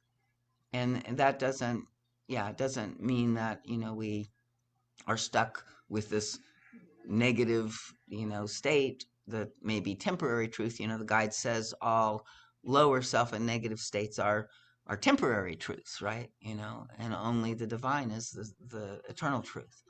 And so, Yeah, and for me, that when I was saying that pinpoint, because that for me and what I've experienced is the place where you can make a choice. Like until you see that truth, like I always felt like I don't feel like I don't have a choice, like it has to be this way. But gotcha, then absolutely. once the acceptance, which was really like what I'm calling acknowledgement, which is allowing yourself to see it as it is, happens, then the choice point Exactly, appears like exactly. out of nowhere. It'll just come. This like, well, it doesn't have to.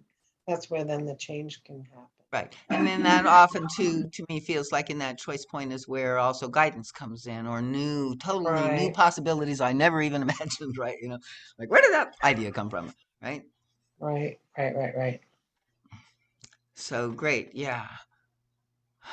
So I think we're getting close to ending. Let me see how much we got more. Let me see if we can, I think we're getting there. We got a ways though. Okay. So are we good to stay on to keep going? I And gotta people are go. free also to I gotta go, Darlene. I'm okay. tired. Right, Frank. All right. Good Good night, night. everybody. Yeah. Take care. And My friend. I'll stay a little bit longer, but not too much. Okay. Okay. That's fine. Yeah. Um, I don't know where I scrolled from now. Let's see. Just start where it fits. Say what feels right. again? Just start in where it feels right. Oh, okay. So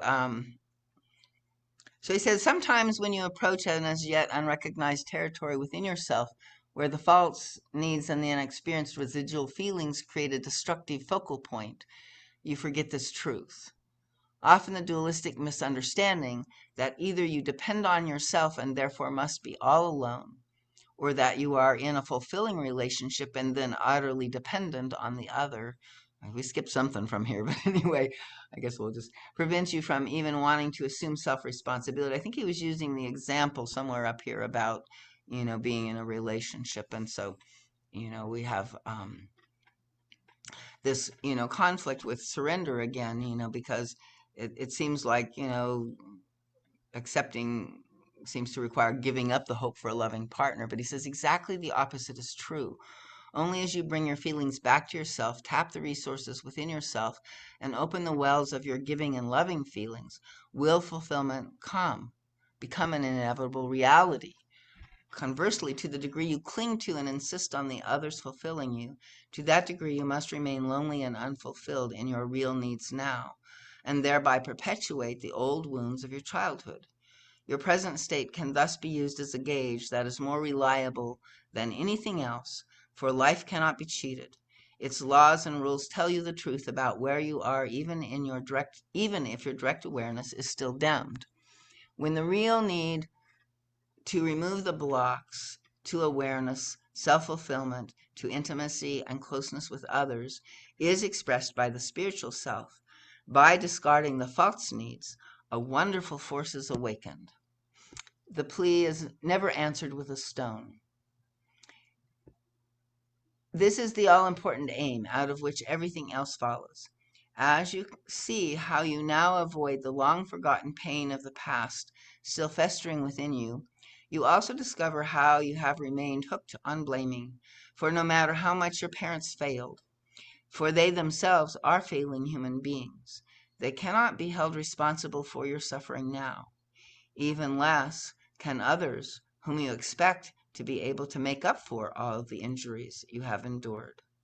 Your suffering now is a result of this distortion of pursuing false needs and insisting on their fulfillment. This mechanism seems at first extremely subtle, but once you have trained yourself to observe it, it will become only too obvious. You may indeed deceive others about how legitimate your case is. You may even deceive your outer conscious self. But you can never deceive your real inner self nor life. Life plays out its laws and rules very squarely, fairly, and impartially. It awaits until you find the truth where your non-recognized legitimate needs as a child created fear and pain, which you were unwilling and unable to experience fully. That cup has to be emptied. Your unwillingness in turn created false needs whose nature and meaning also became concealed. When all this is out in the open, you can deal with it. All repression and all hiding create vicious circles and negative chain reactions. The false needs create evils such as cruelty, vindictiveness, and so on. The guilt and self-hate for these make the original pain seem justified in your secret evaluation of yourself. You follow that? But you do not wish to admit this, so you go on continually projecting the blame onto others. So we actually feel guilt, for our projection of blame in some ways, right? Or for at least the, ways that we might feel, that lower self place. So if we don't recognize it, and have that transformation, then we get trapped in this loop, and we also feel unworthy deep down inside to receive the real love that we want. Does that make sense? So they can only be released and used for your good when you bring everything that is hidden out and evaluate it in truth. This takes the courage to accept the evil without totally identifying with it, which will instantly set the course of your life in the direction of fulfilling your real needs now. It is very different. The unbearable false pain, right? This is kind of like the hard pain, is tight, locked, and bitter. with the added connotation of hopelessness. It is very different from the pain of a real unfulfillment, a hurt, or a deprivation.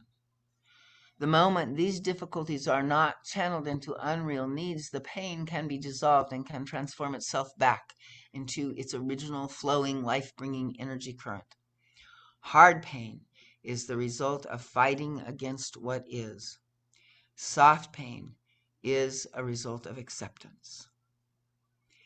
Once the covering crust of outer numbness has been removed by your efforts on your path and the defensive layer insulating you from these inner conditions has been lifted, you are bound to experience your various feelings, real and false needs, and the resulting soft and hard pains.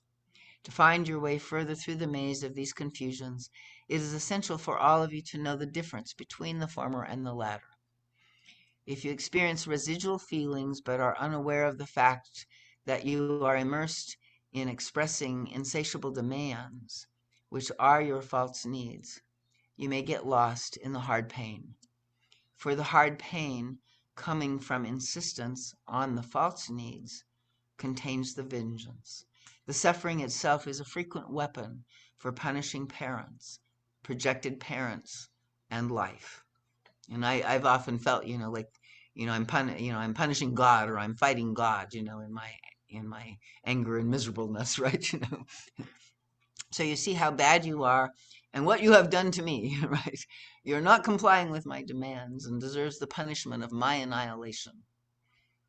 I actually, again, in that original place a couple of years ago, could feel like, this intense, desire to punish and annihilate this guy that was really, he was just a figurehead. And I knew it, right? But I could not, really transform this at that time. And I'm still working it, right? So it's okay that we don't transform it right away. It's sometimes a lifetime with these things. It is therefore safe to test the kind of pain that you experience. Does it lead to bleak hopelessness, to sustained abysses where no light seems to dawn? It can then be safely assumed that the level of venom prevents the real experience of the residual original pain. For in the case of experiencing real pain, an inner organic wisdom guides the rhythms and duration of each experience. And that's what I was sharing before about if you just go into the sensation, there's an organic physical, I don't know where it comes from, but it's a rhythm, it's a wisdom that leads us into, through, and out the other side of it. And each time there comes a deep insight, and the connecting links will bring more light and more hope.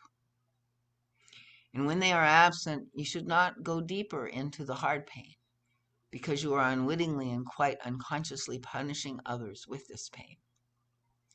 The work should rather be directed toward recognizing what is really going on, and then one can safely go into the residual experience and free oneself. It will then be done in an entirely different spirit. One's attitude will be one of hope and purpose, rather than that of a helpless victim who is led to the slaughter. Your fear, my friends, to go all the way into yourself is much less due to the real pain. Soft pain, due to unfulfilled real needs, may momentarily result in forceful expressions of crying, yelling, of writhing and hitting, but there is an inner safe ground due to the absence of the venomous forcing current that sends a message of vengeance into the world. The mellow sadness of real pain and real needs dissolves into its own streamings. The unbearable, hard, and dangerous experience of pain is due to the false need that says, you must give it to me, give me what I need, what I insist upon. If you do not, I will perish with a vengeance. This voice, my friends, must be discovered. It exists to some degree in everybody without exception. The more concealed it is, the further away you are from dissolving it and transforming your energy currents. If you let yourself experience this voice and recognize it for what it is, rather than identifying with it, as long as we're identified with it, we really can't confront it. We just feel, like, so again, it's not you. It's an aspect. It's a pain body. It's a defense mechanism. It's a false self in some way, right? And your real self, is also there, present, and remembering love even if you are lost in this pain. But if we can kind of use the pain to wake ourselves back up a little bit in the midst of the pain, then we can guide us into the soft pain and through it in this very healing way. So that aspect of you which observes it is certainly more you than that which is observed. So that's one of the reasons, like it's like whatever you're observing, there's something observing it. That's your real self, right? And the drama or the trauma or the story that's being observed, that has interpretation, that has spin, that has projection, it's not necessarily ultimate reality. And the aspect of you which questions the voice that cries for vengeance and has a dialogue with it and probes the truth, that's how we can work with these feelings. And it continues to become stronger. This is the negative voice, I guess, until it finally takes over. Oh, no, okay. The aspect of you which questions the voice becomes stronger so your higher self then asserts itself, right? And you begin to live through your higher self identified with that part of you rather than all your pain bodies and all your defenses, right?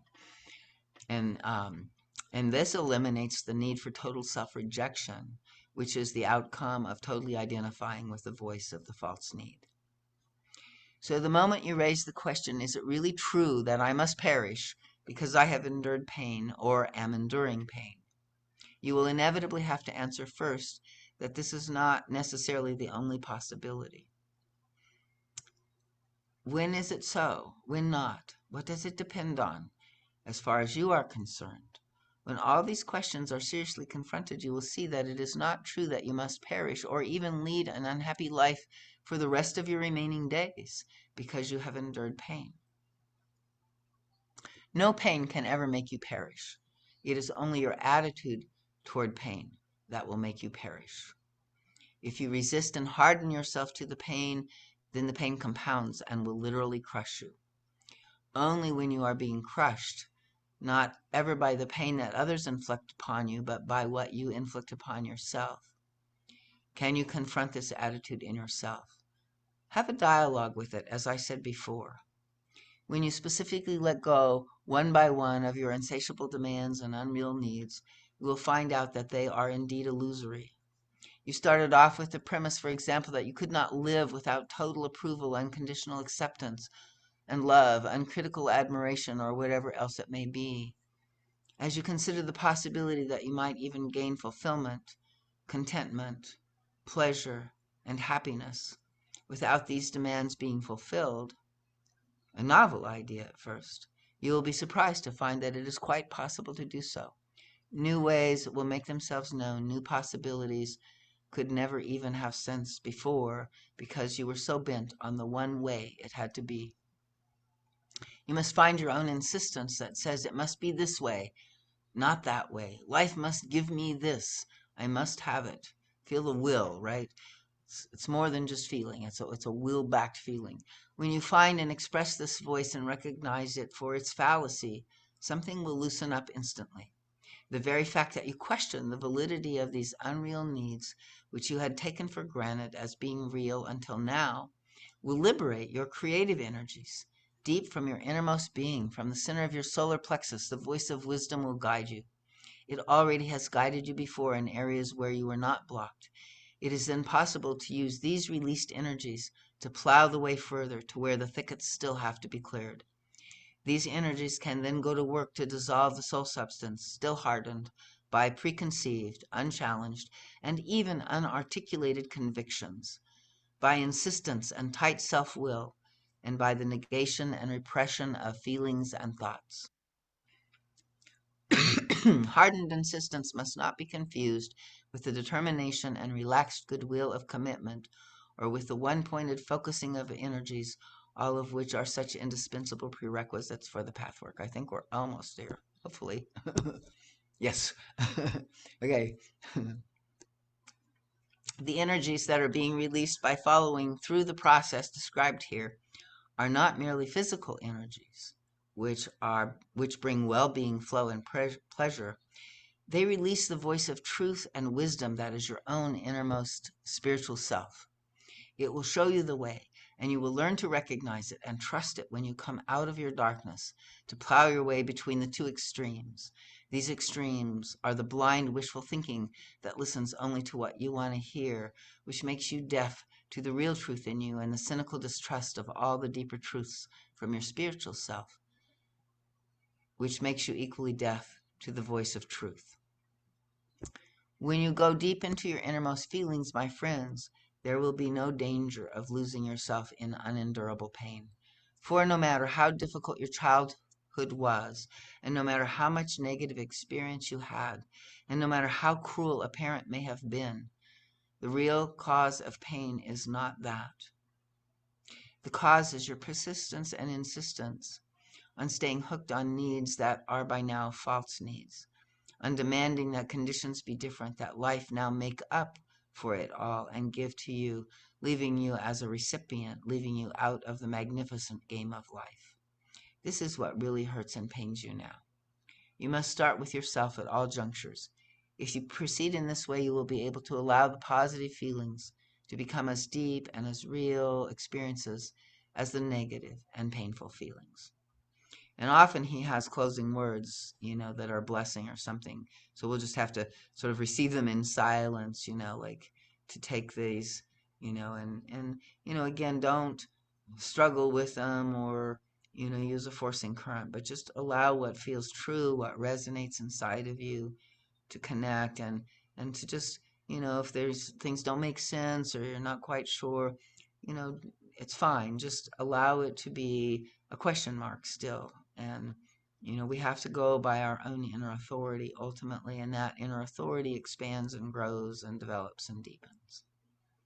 So, thank you, everybody. Are there any final questions or comments to close? Like the whole pathwork is in one lecture here. It's amazing. Yeah, it is.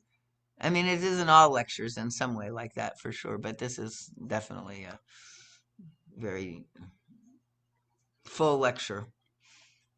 And it takes a while really to see all of this and understand it. But I think the main thing, in this to just take is, the possibility of, like all of those hurts and pains of childhood, like, to really be healed and transformed. And including even our ancestral pains, even our, like the cultural pains. I mean, I know we have a lot of, struggle right now going on in the world, around, groups that are feeling victimized, right? And so it's not to take away that, they haven't been hurt, and yet I think this lecture does challenge us to question some levels of it, right? And so I just want to leave you to work with it. It's like it's not a simple thing, and it's not to say that the rape victim is the one that's guilty of her rape, right? It's not to say that bad things don't happen to good people, and we can't feel compassion or you know deep desire for justice in a human way, of catching a perpetrator, right? And the kind of thing. But in a larger context, right? In the heavenly realm of justice, the guide says there is no injustice. And there is a lecture called The Pain of Injustice. And he talks about how the pain of injustice is the deepest pain we can endure. So, maybe we want to take a look maybe at that one for next time or something. We'll bring it back. But, there's, beautiful truths that are not always so simple to distill through. So may everybody just take it into your own discernment and your own inner work, and I trust that your inner guidance will bring you to the home that you are seeking, and all your real needs will be fulfilled and all your false needs will be released and let go. Okay, everybody, good night. Thank you, darling. Thanks, Star. Good to see you. Thank you. Yeah, good to see you too, Teresa. Bye. I'm trying to unshare. I don't know what happened. How I do this. Stop sharing. Okay.